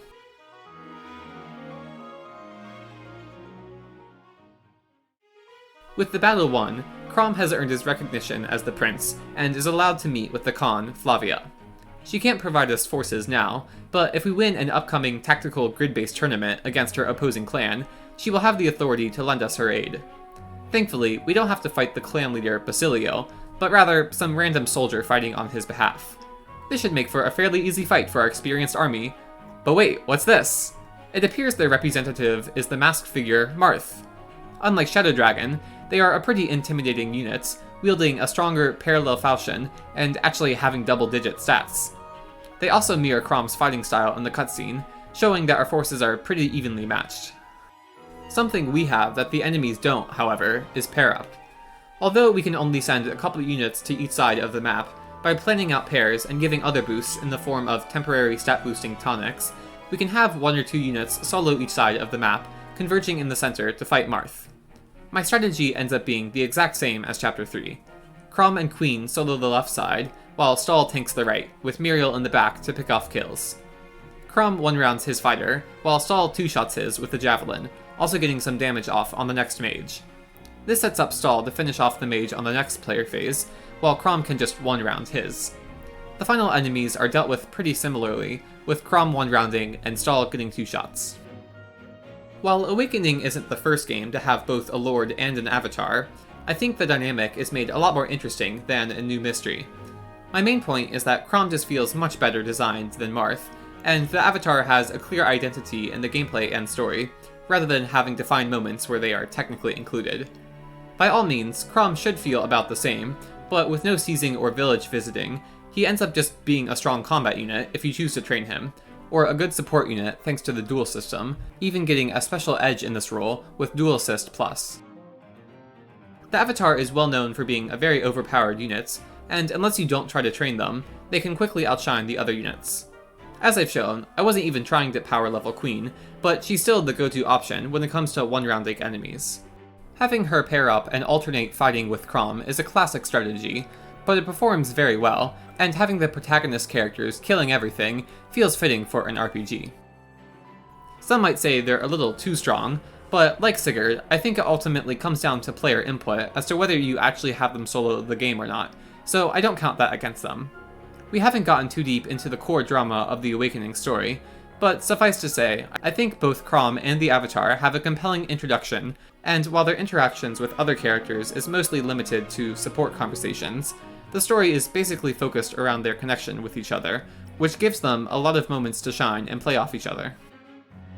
This tag team dynamic also shows in the gameplay, as while they are each able to one-round a handful of enemies on their own, they can basically sweep everything early on if you get a dual strike. Even against the powerful Marth, Chrom was able to double thanks to all the speed he's gotten from level ups and the Tactician pair-up, and with a Queen dual strike, he just straight up got the one round in a typically tricky fight. I still had to wait a turn to win, with Muriel not getting the speed she needed to one-round Knights, but it was a cool moment nonetheless. Having won the tournament, we now have the support of all of Regna Ferox. Well, we actually only get one new unit, the Myrmidon Lon'qu. This is pretty huge though, as we finally get another unit that I plan to use in the long term, as well as another unit that provides a big speed pair-up boost. Another reward we get for beating Chapter 4 is unlocking the barracks, which gets updated with various events as more real-life time passes. The events generally give support points between units, but you also have the potential to get some special weapons, which are actually pretty powerful, balanced around being random drops. Because I'm taking at least a month between uploads though, I will get plenty of opportunities to refresh the barracks, so look forward to next part, in which everyone has S supports, and I've got a full stock of special weapons.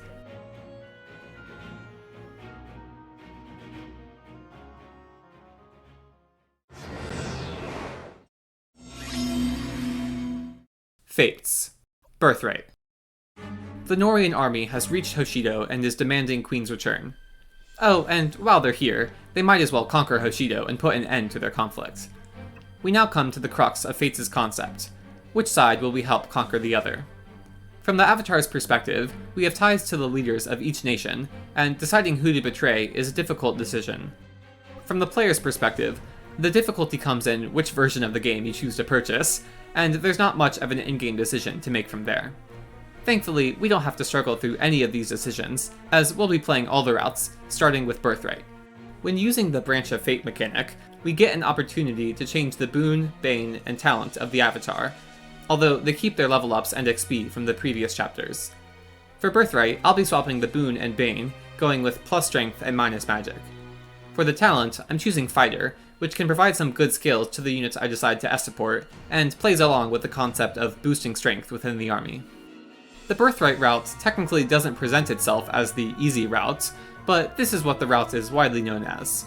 The more accessible gold and optional battles that allow for grinding gives units more opportunities to become great. The enemy quality informations overall are also less intimidating, and there are a wide variety of builds that can perform well. As Chapter 4 foreshadowed, once Ryoma joins the army, you instantly have an option that can defeat every enemy group. Like Seth and Titania, I think the game is a lot more fun if you only use Ryoma when necessary, and as such, I have some interesting plans for units that should make the run more interesting than the Ryoma solo that many players reference Birthright to be. Of course, Chapter 6 has us fighting alongside our Hoshidan siblings and against our Norian siblings, who have the support of a few generic enemies. Ryoma, Takumi, and Hinoka act like Takumi in the prologue, in that we can control them, but they don't gain any XP. We still have Kaze, Rinka, Azura, and Sakura though, and Jacob comes back, giving us several units that could actually benefit from seeing combat. The victory condition is just to defeat Xander, which Ryoma can do in 2 rounds of combat, so our goal is to get as many kills as possible with the units that actually get XP, while avoiding Xander killing any of our units. At the bridge, I have Takumi attack Leo, easily setting up the kill for Kaze. In the south, I have Jacob weaken the fighter and Hinoka weaken the outlaw, setting up a kill for Rinka and Queen. Azura then sings for Queen, who moves next to Kaze on the bridge. I then have Ryoma move in front of Queen, creating a formation that will let us survive both Xander, with his strong 1-2 range Siegfried, and the nearby Cavalier. Well, Xander chooses to kill Takumi, but because he's not technically in our army, this doesn't have any lasting consequences. And it stands that my formation did indeed protect Queen and Kaze from getting tag teamed. Camilla also does a number on Rinka, flying over the gap in the south, but Hinoka and Jacob are able to set up the kill for Rinka. I'm a little too far to defeat Elise, but I'm still able to defeat Xander this turn, with Ryoma weakening him, and Queen getting the kill with our new powerful Dragonstone.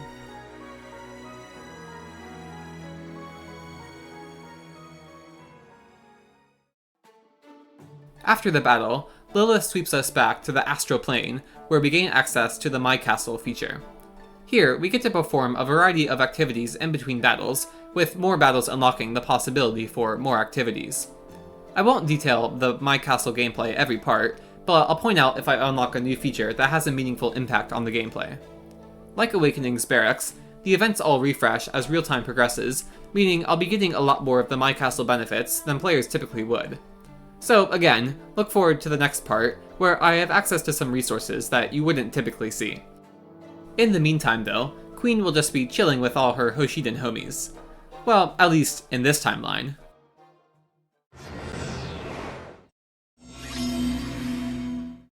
Conquest. This time around, we will be choosing to side with Nor. For my avatar build, I'll be sticking with the same options chosen for the first 6 chapters. A Magic Boon, Strength Bane, and this time pivoting to a Samurai talent. By going all in on magic, Queen will be able to use the Dragonstone to its fullest potential, and if you're familiar with popular Fates builds, you'll understand the benefits of Samurai in providing certain key skills. It'll take some time to reach the point where it's relevant, and talents like Dragon can absolutely give you access to immediately strong classes like Wyvern Rider. I'm confident that my decision will have some entertaining strategic implications though, so look forward to how my Conquest playthrough in particular will unfold. As the game suggests, the Conquest route requires complex strategies to surpass its various challenges, including difficult enemy formations and AI, in addition to more limited resources. You also don't get a unit that single-handedly sweeps the game without any thought like Ryoma, but there are many powerful units that dominate the gameplay regardless. I'll be making use of a mix of these less valued units and these powerful units alike, but hopefully in some interesting ways that you might not expect. Having chosen Nor, all our Hoshiden allies leave our army, leaving us just with the Norian royals, who are controllable but don't gain XP, and Jacob, who makes their return once again. I typically take this map a little slow, into the mindset of not wanting to take on too many enemies at once while still getting all the kills to Queen and Jacob. Having looked up some LTC strats though, I realized that you can actually get away with more aggressive play, which can even include getting the Ryoma kill. You technically don't need to, with the victory condition being defeating just 4 of the 5 enemies, but Ryoma is worth a lot more XP than Sakura, making for a worthwhile challenge. So, to start us off, I have Elise trigger the Dragon Vein, burning the river and leaving us with an open field. I then have Leo bait Takumi, with Queen getting the Takumi kill and Jacob getting the Hinoka kill after Camilla weakens her, lunging to switch spots with her attack target and stay safe from Yukimura. Elise then freezes Ryoma, making Xander's attack pretty accurate, while Leo baited Yukimura. Xander misses Ryoma on enemy phase, with Duelist Blow giving him 30 avoid when initiating combat, but with Elise landing another freeze, Xander is able to land a second attack on Ryoma. With Leo having weakened Yukimura, Queen is able to get the kill. Jacob then just barely scrapes out the Ryoma kill, getting a damage boost from Camilla and Elise's personal skills. While Fates obviously has a protagonist in its avatar, some players consider the Norian and Hoshiden siblings to be the Lord characters for Fates.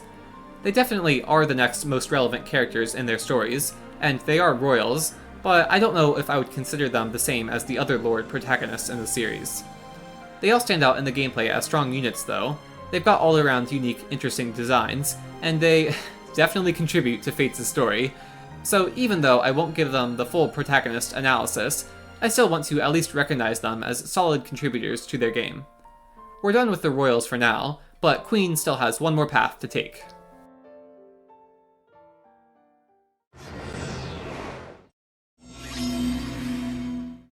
Revelation. Betraying both sides has been a little sad, but the DLC unlocks a third route, which promises not choosing a side and utilizing both the Hoshiden and Norin armies. For my avatar build, I went with a standard Speed Boon and Resistance Bane. As for my talent, I chose Sky Knight. Wyvern Rider is usually a stronger flying option, but I have a specific plan in mind for Sky Knight that I think will be really funny. We won't see it for a while, and I don't necessarily plan to reclass Queen to Sky Knight soon, but trust that this decision will have an entertaining and somewhat strategic payoff. When Xander and Ryoma force us to pick a side, this time Queen pleads that she cannot choose. The two continue to fight over us, however, and a conflict quickly breaks out between the two sides. Thankfully, the royals are busy, somehow fighting each other in opposite corners of the map. If we can defeat the generic enemy commanders, though, we can regain their attention and try to find a peaceful option. Of course, with neither army siding with us, all we are left with is Queen, Azura, and Jacob. The victory condition is actually pretty interesting, not only requiring us to defeat 2 commanders, but also do so under the time limits of 5 turns. This is cool in theory, but is actually a bit tricky, requiring you to know that the Avatar is the only one who can cross the river, and they basically need to do so right away to reach the western boss in time. With the extra bulk that the Dragonstone provides, Queen is able to tank them pretty well on her own, leaving Jacob and Azura to handle the enemies coming in from the right. This looks a little scary for Jacob, but the enemies on each side will halt once their commander is defeated, which makes Jacob's seemingly aggressive approach actually pretty safe. While we haven't gotten to see the true potential of Fates' Avatar, still being locked to their unique Nor Noble class, we've still gotten to see a pretty good overview of their strengths as a unit.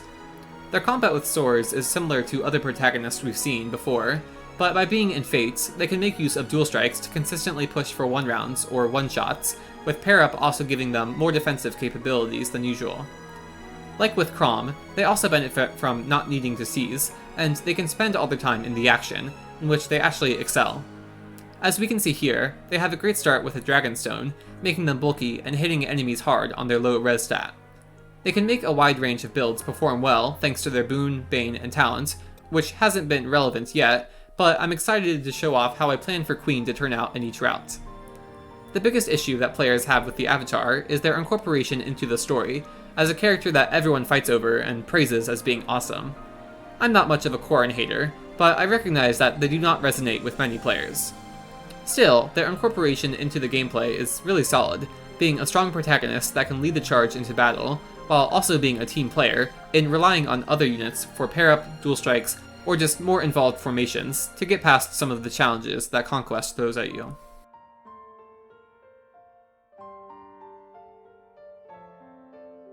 Having defeated both generic bosses, we get our opportunity to talk to Ryoma and Xander, convincing them to lay down their arms and work together. Wait, no. Azura is convinced that they won't back down, so we run away, now with neither side aiding us. That's not how I would expect the golden route to go, but hey, we get a dancer in our party for the early game, so that's cool. Hopefully, the next map will be understanding of our small team of 3 and not give us too much to do until our army expands. Yeah, that'll happen.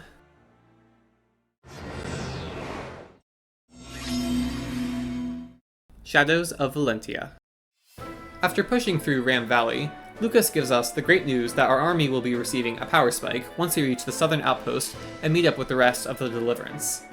Some soldiers ruin the moment though, informing us that the southern fortress has been seized while Lucas was away, and we'll have to retake it not just to continue forward, but to rescue the Sophian noble, Claire. Luckily, this isn't much of a fortress, with just a few underwhelming soldiers that approach you from the center, and an archer and soldier in areas that are only accessible from stairs in the back. It takes a moment for our army and the enemies to reach each other, but once they did, the task is pretty simple. Alm and Cliff lead, dealing as much damage as possible while tanking hits. The buffed enemies of hard mode make this take several rounds of combat per unit though, and some retreat after getting healing AI, making the process a bit more tedious than in Gaiden. Silk does her best to get some action in, but doesn't pick off as many kills as I would have hoped. At least this time, the Archer and Soldier are dealt with more easily, as Faye can straight up one-round both, meaning everyone else can stick around in the center. I still take the same amount of turns as in Gaiden though, since I was trying to save some kills for Silk and needed an extra turn picking off the enemies with healing AI.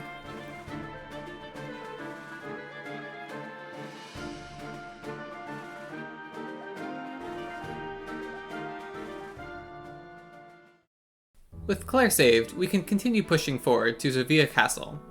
Again, the biggest reward we get is the Lightning Sword, which will let any of our sword units attack at 1-2 range with a fixed 15 attack that hits enemy res. Claire, on the other hand, doesn't quite give us much of a power spike, being a weak, frail Pegasus Knight, but like in Gaiden, if you really focus on her, or spend some time in dungeons, she can become pretty strong. Unlike most Fire Emblem games though, there really aren't a lot of maps on Alm's route that heavily favor flyers though, and I don't care about her enough to make this a Claire-heavy run, so her job will mostly just be staying safe out of enemy range, occasionally providing ship damage or being part of a defensive formation in the early game. Speaking of defensive formations, here comes our second time in the first battle in southern Zofia. This time, there are even more enemies in the dense group of soldiers, and there's even a second cavalier coming from the northwest. As such, clearing out the soldiers and archers before the cavaliers come is even more important, but also more tricky. At least this time, our mage, Faye, is capable of one-rounding the weaker soldiers. Unfortunately, she spent all her good RNG getting non-stop attack for her first 3 levels, and now she isn't getting any speed. She's still performing a lot better than the other mages would be though, one-rounding the lower-leveled enemies and dealing sizable damage to the rest. Thankfully, we also have Grey around, who can one-round everything with a lightning sword.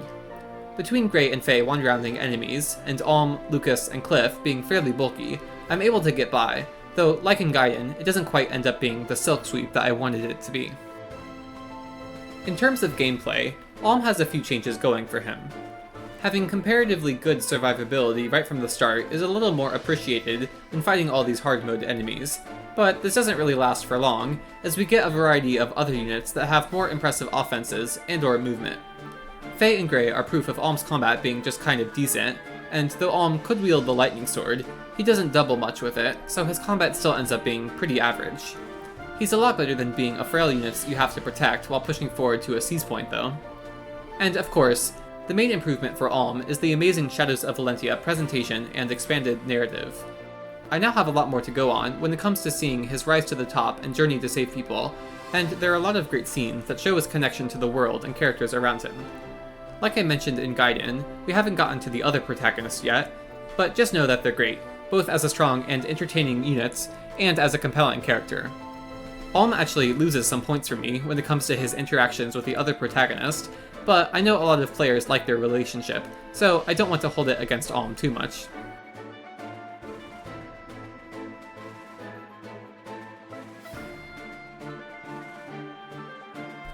After clearing out Southern Sophia 1, we encounter Fernand, a rather stuck-up member of the Deliverance. They don't seem interested in joining our forces, so we march on to the Deliverance hideout. We've only got one encounter in our way now, which consists of Cavaliers, with hard mode featuring even more Cavaliers. With Silk having spent 5 combats with a leather shield, she unlocked our first Shadows of Valentia added combat arts.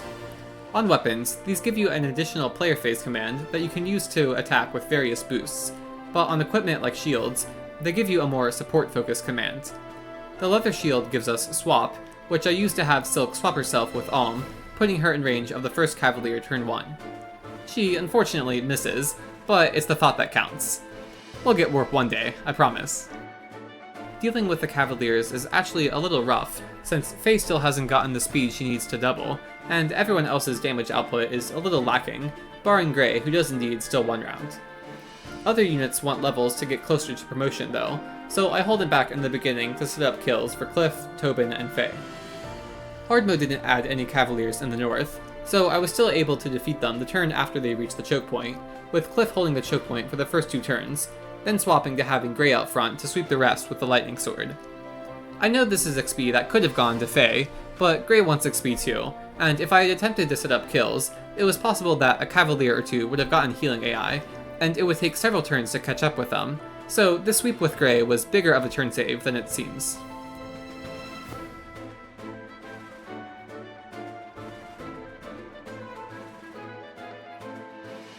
Sophia is mostly back under control. Our last mission will be to retake Sophia Castle itself, where Slade from the prologue awaits. Before then, though, we must explore our second dungeon in the Deliverance hideout and see what forces we can muster.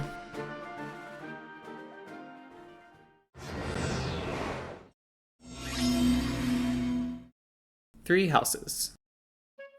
The Black Eagles have won the mock battle, but they have yet to win the war. Well, there isn't any official war, with the three nations of Fodlan living in harmony, but we will have to lead our students in monthly battles now, starting with clearing out a group of bandits located in the Red Canyon.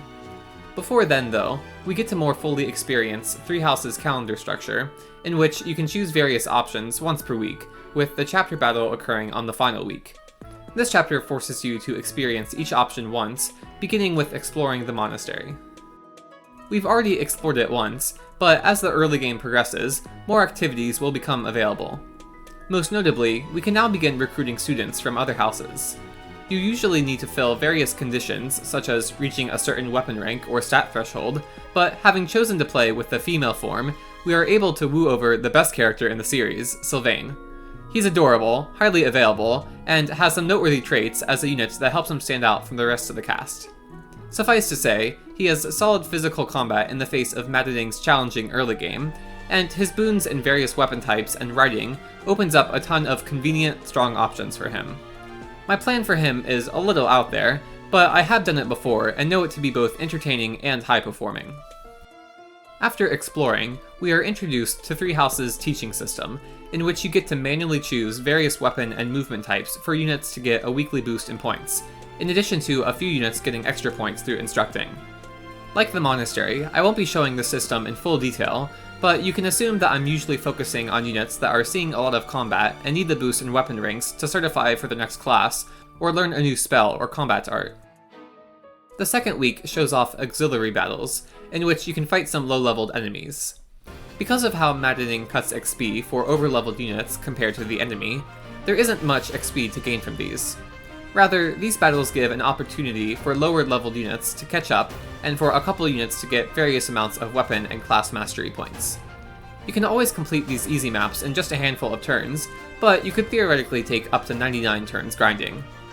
I won't be going quite this far, but I may extend my victory by a turn or two, if it would mean getting the push needed for a certain skill or class certification that would allow for more entertaining future clears. The first mandatory auxiliary battle is a breath of fresh air after Chapter 1. The enemies are all soldiers with 2 AS, barring the boss, meaning they can't double any of our units, and most our units can survive at least 2 hits. The goal of this Aux battle was to get Queen, Edelgard, Caspar, and Linhardt to fight a few times each, letting them master their Noble or Commoner class for HP plus 5. I also tried to get Linhardt to use all of his spells, being just a few faith points from learning Physic after some amazing tutoring sessions, and still getting full XP for healing. As for kills, the level 1 units technically get a little XP here, but it's honestly still not that much, and I opted to give some kills to the higher leveled units for the sake of pushing them closer to mastering their classes or reaching the next level in the weapon rank. Lastly, even though we just got Sylvain and he's made no progress towards mastering Noble, I tried to get him a ton of battles in, since he joins at level 3 and will need to be able to promote from Noble after the next battle, but he won't be able to get the 20 combats he needs to master Noble from the next battle alone. In the end, it was kind of a boring experience, but still pretty stressful, as I tried to find a middle ground between defeating the map at a fast pace and squeezing out as many rounds of combat on my units of choosing as possible. I ended up delaying the victory by an extra turn or two if you were to just hold forward and not worry about maximizing combats, which I think was worth it in the end.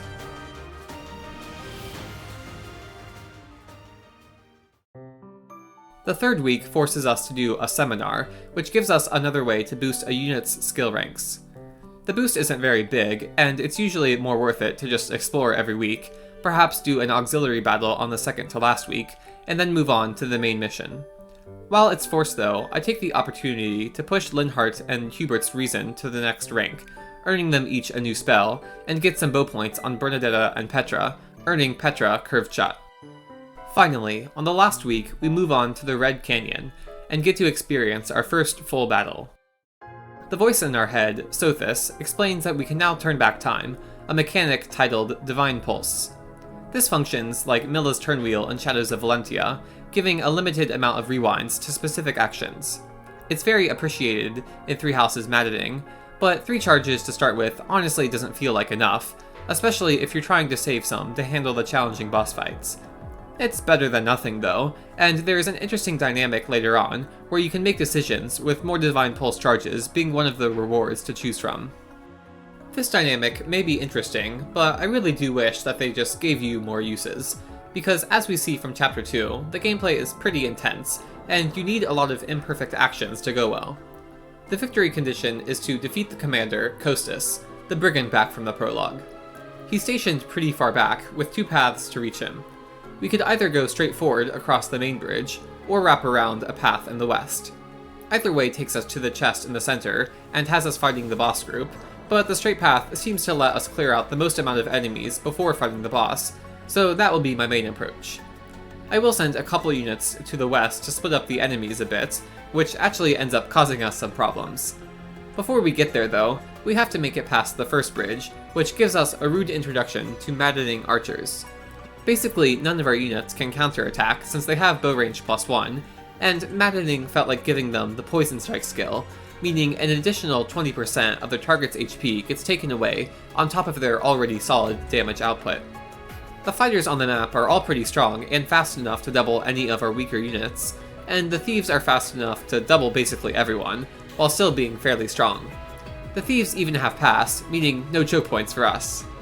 All this combined makes survivability on this map pretty rough, and as such, the strategy is to let enemies come to us in their small groups, then squeeze out all the kills on player phase. As for my goals, I'd like to get as many units as possible to level 5, which will let them promote next chapter. So far, Queen, Edelgard, and Caspar are all pretty close, with Linhardt and Bernadetta not being too far off themselves. We also have Sylvain though, making for 6 units that need at least 2 levels each. 6 units is a little more than I usually get to level 5 on this map, but I resolved to make it happen, taking advantage of Queen's Professor's guidance at every opportunity to boost XP gains. The first bridge went fine, with Edelgard and Sylvain leading. With his new steel axe, Caspar actually has some pretty strong damage output, letting him take part in some 2-shots. Sometimes I need just a little more push and damage though, which is where all the level 1 units come into play.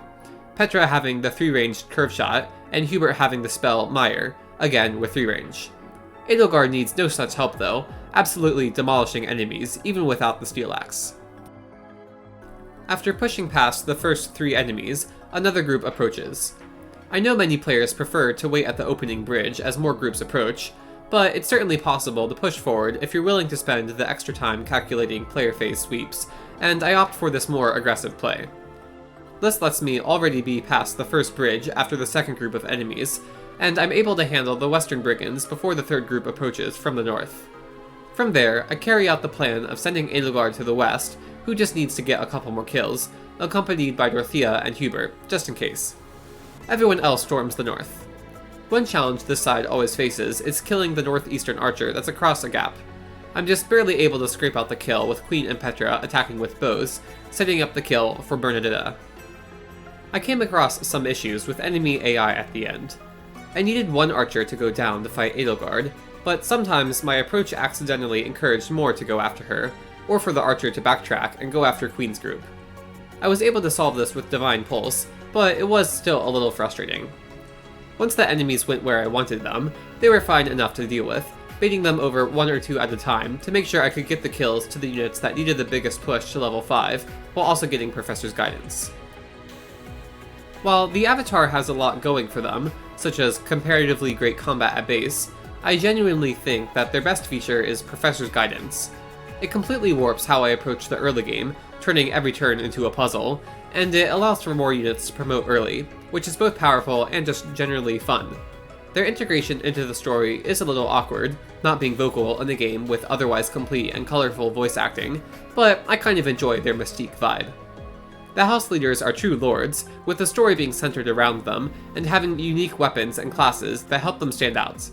Even past these unique features, they're also just comparatively very strong, so you really get to enjoy watching the main character rush forward and kill everything. Their characters are also well developed, with more going on than just gotta save people, and they each have their own interesting connections to the world of Fodlan. Their performance is still a little awkward in the early game, with everyone being locked to 4 move, and enemies being ridiculously strong on maddening, but the avatar and the house leaders are all around pretty great. With most of the enemies defeated, you'd think there wouldn't be much left to do but draw over the boss and defeat them, right? Well, if you remember, my goal was to get 6 units to level 5. Edelgard just barely reached it on her own, but the rest all were just barely short, with only the boss and 1 priest left. To get an extra turn of chip XP in, I used a gambit on the boss to freeze them for a turn. I'll go a bit more in detail about battalions once we unlock the battalion guild next chapter, but basically, units with battalions equipped can use a gambit once or twice per chapter, hitting multiple enemies in a certain range and stunning them for a turn. It takes a Divine Pulse to land one here, since the boss's charm is unnecessarily high, but once I do, I'm able to prevent the boss from killing my units or hitting us with his own gambit, in addition to keeping the priest alive. Sylvain gets level 5 from chipping the boss, Caspar gets level 5 from one final round of combat with the priest, and Linhardt gets it from the priest kill. This leaves Queen and Bernadetta, with Bernadetta needing the boss kill. I calculated Queen to reach level 5 from 2 rounds of non-lethal combat with the boss, but I had forgotten about XP being reduced upon fighting the same enemy multiple times, so I ultimately had to get Queen the boss kill to reach level 5, leaving Bernadetta with nothing. I was pretty disappointed by falling short by such a small margin, but Bernadetta missing out on 1 chapter in Fighter isn't actually bad, it's just unsatisfying, and will put her slightly behind schedule compared to the other units when it comes to mastering classes and promoting. Still though, getting 5 units to level 5 is pretty great, even if it meant leaving Petra, Hubert, Ferdinand, and Dorothea all at level 1. Whoops, sorry guys.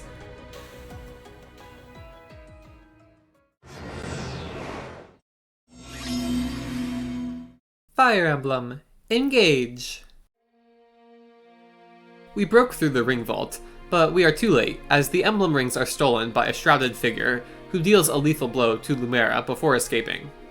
Sad, but at least the figure was kind enough to drop an item that we'll come to know as the Draconic Time Crystal.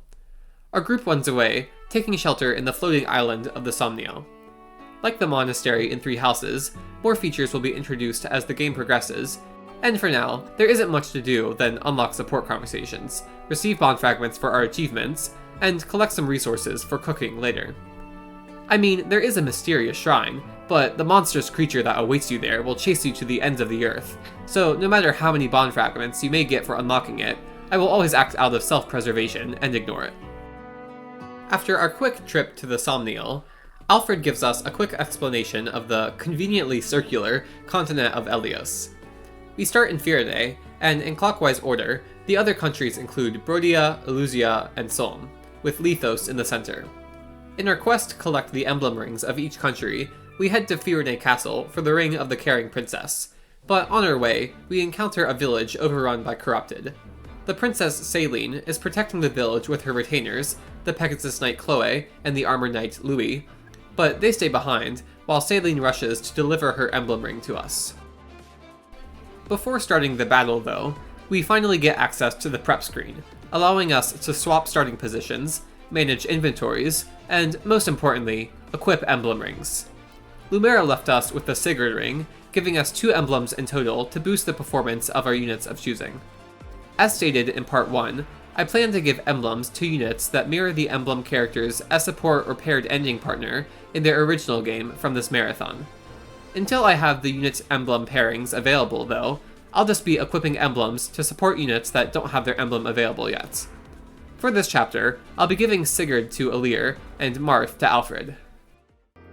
At the start of the battle, Saline brings us our 3rd emblem, Celica. We haven't actually seen Celica in Gaiden or Shadows of Valentia, but she's known for being the first magical protagonist, with a Seraphim spell that's effective against monsters. She's locked onto Saline for the battle, but like most units in Engage, the map is designed to give her a great first impression. Chloe and Louis are stranded in the center of the map, and while they can fend off the first couple waves of enemies, they would be in danger if left to their own devices for too long. They'll be fine for one turn though, so I have Saline stick around in the south at first. Starting off strong, I have Queen engage with Sigurd and use the +5 movement to reach the Axe Cavalier in the northern corner, Okoing with the Rider's Bane and using the Canter skill to move a couple spaces after her action, heading back towards the rest of the group going north. This group consists of Alfred, Clan, and Vander, who team up to kill the first Lance Fighter turn 1.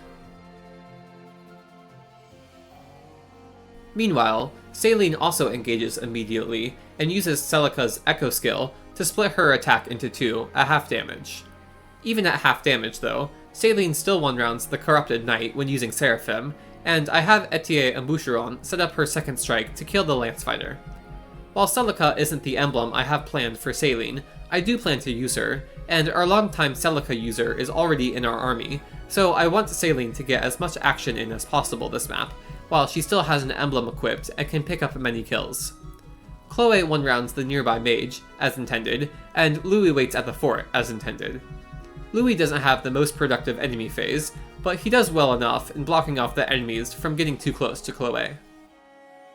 Next turn, the Draconic Time Crystal decides to turn on, and we now have a rewind mechanic unlocked, getting all 10 charges right away. I won't point out every time I rewind in my clears, so if you see units jumping around in the future, now you know why.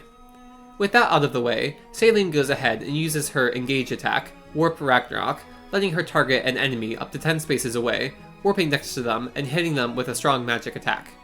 It's strong enough to just straight up Oko many enemies in the early game, even killing the high HP knights with just a little chip damage, as we see here.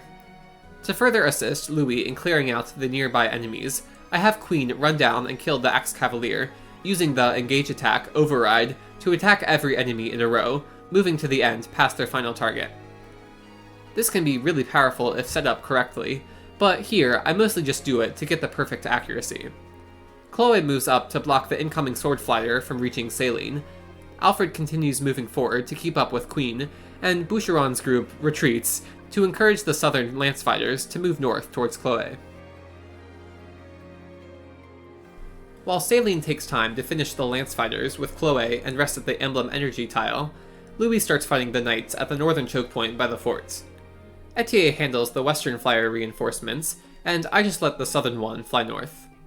The next turn, Alfred takes Louis' spot at the choke point and engages with Marth, equipping the rapier and easily one-rounding both. The following turn, I have Alfred move forward to bait the boss, but things get tricky when reinforcements come out of the fort, making the area a little cramped. Typically, you could just defeat the boss now to end the map, but I decided to delay the boss kill for a turn, killing all the reinforcements for more XP, and giving Saline more time to move north.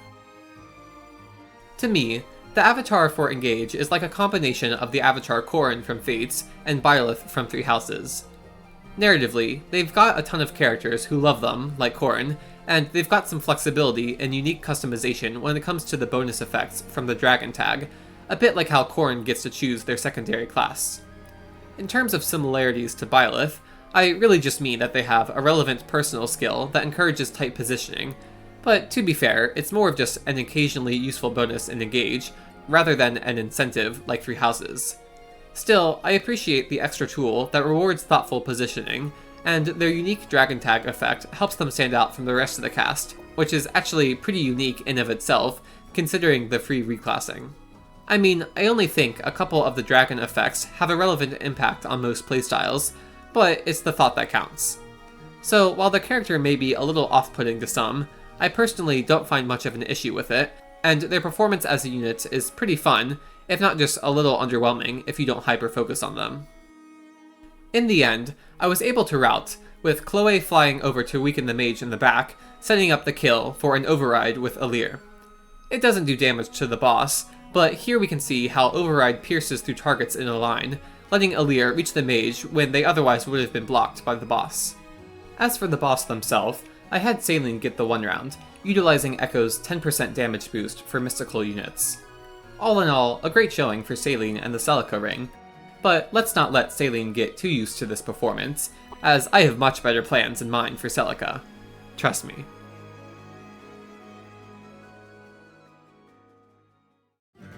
And that wraps up part 3 of the Sync Marathon, and our look into the series' protagonists.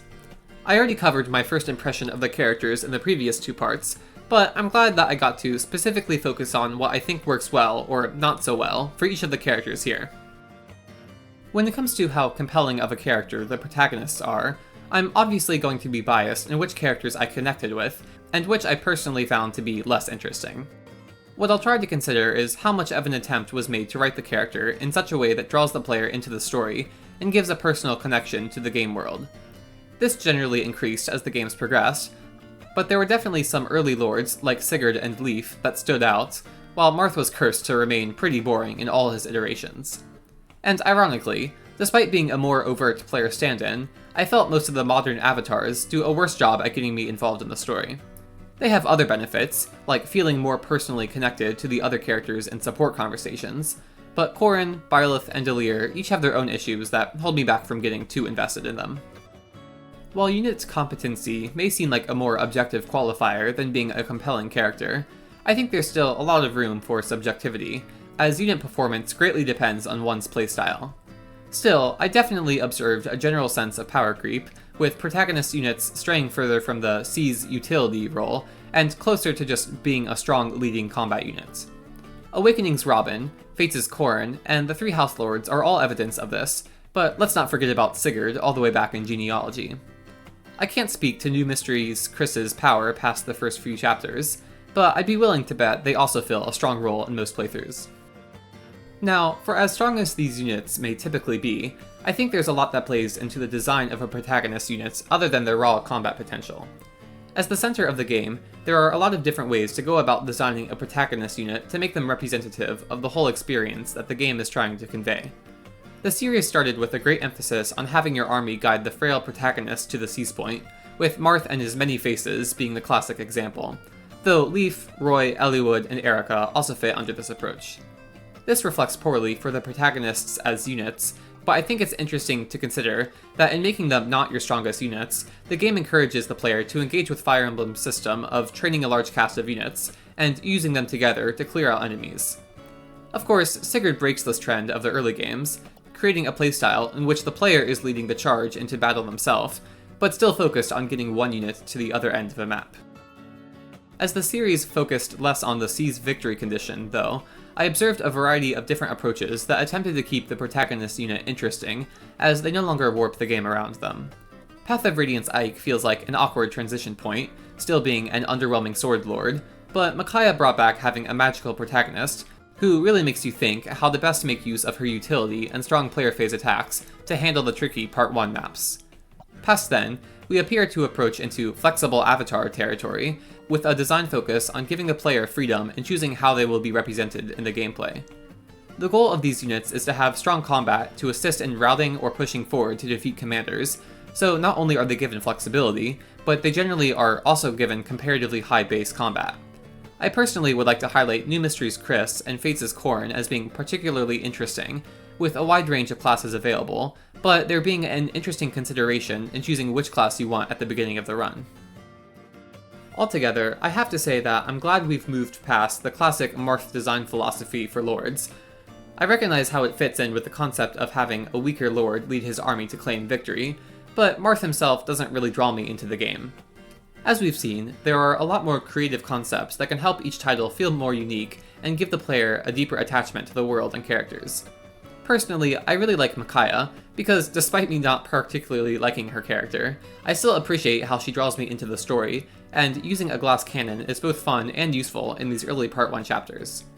I'll also bring back the duo of Chris and Corrin. They've each got their fair amount of hate over the years, but I think each adds something enjoyable to their games, both narratively and in the gameplay through their reclassing dynamics.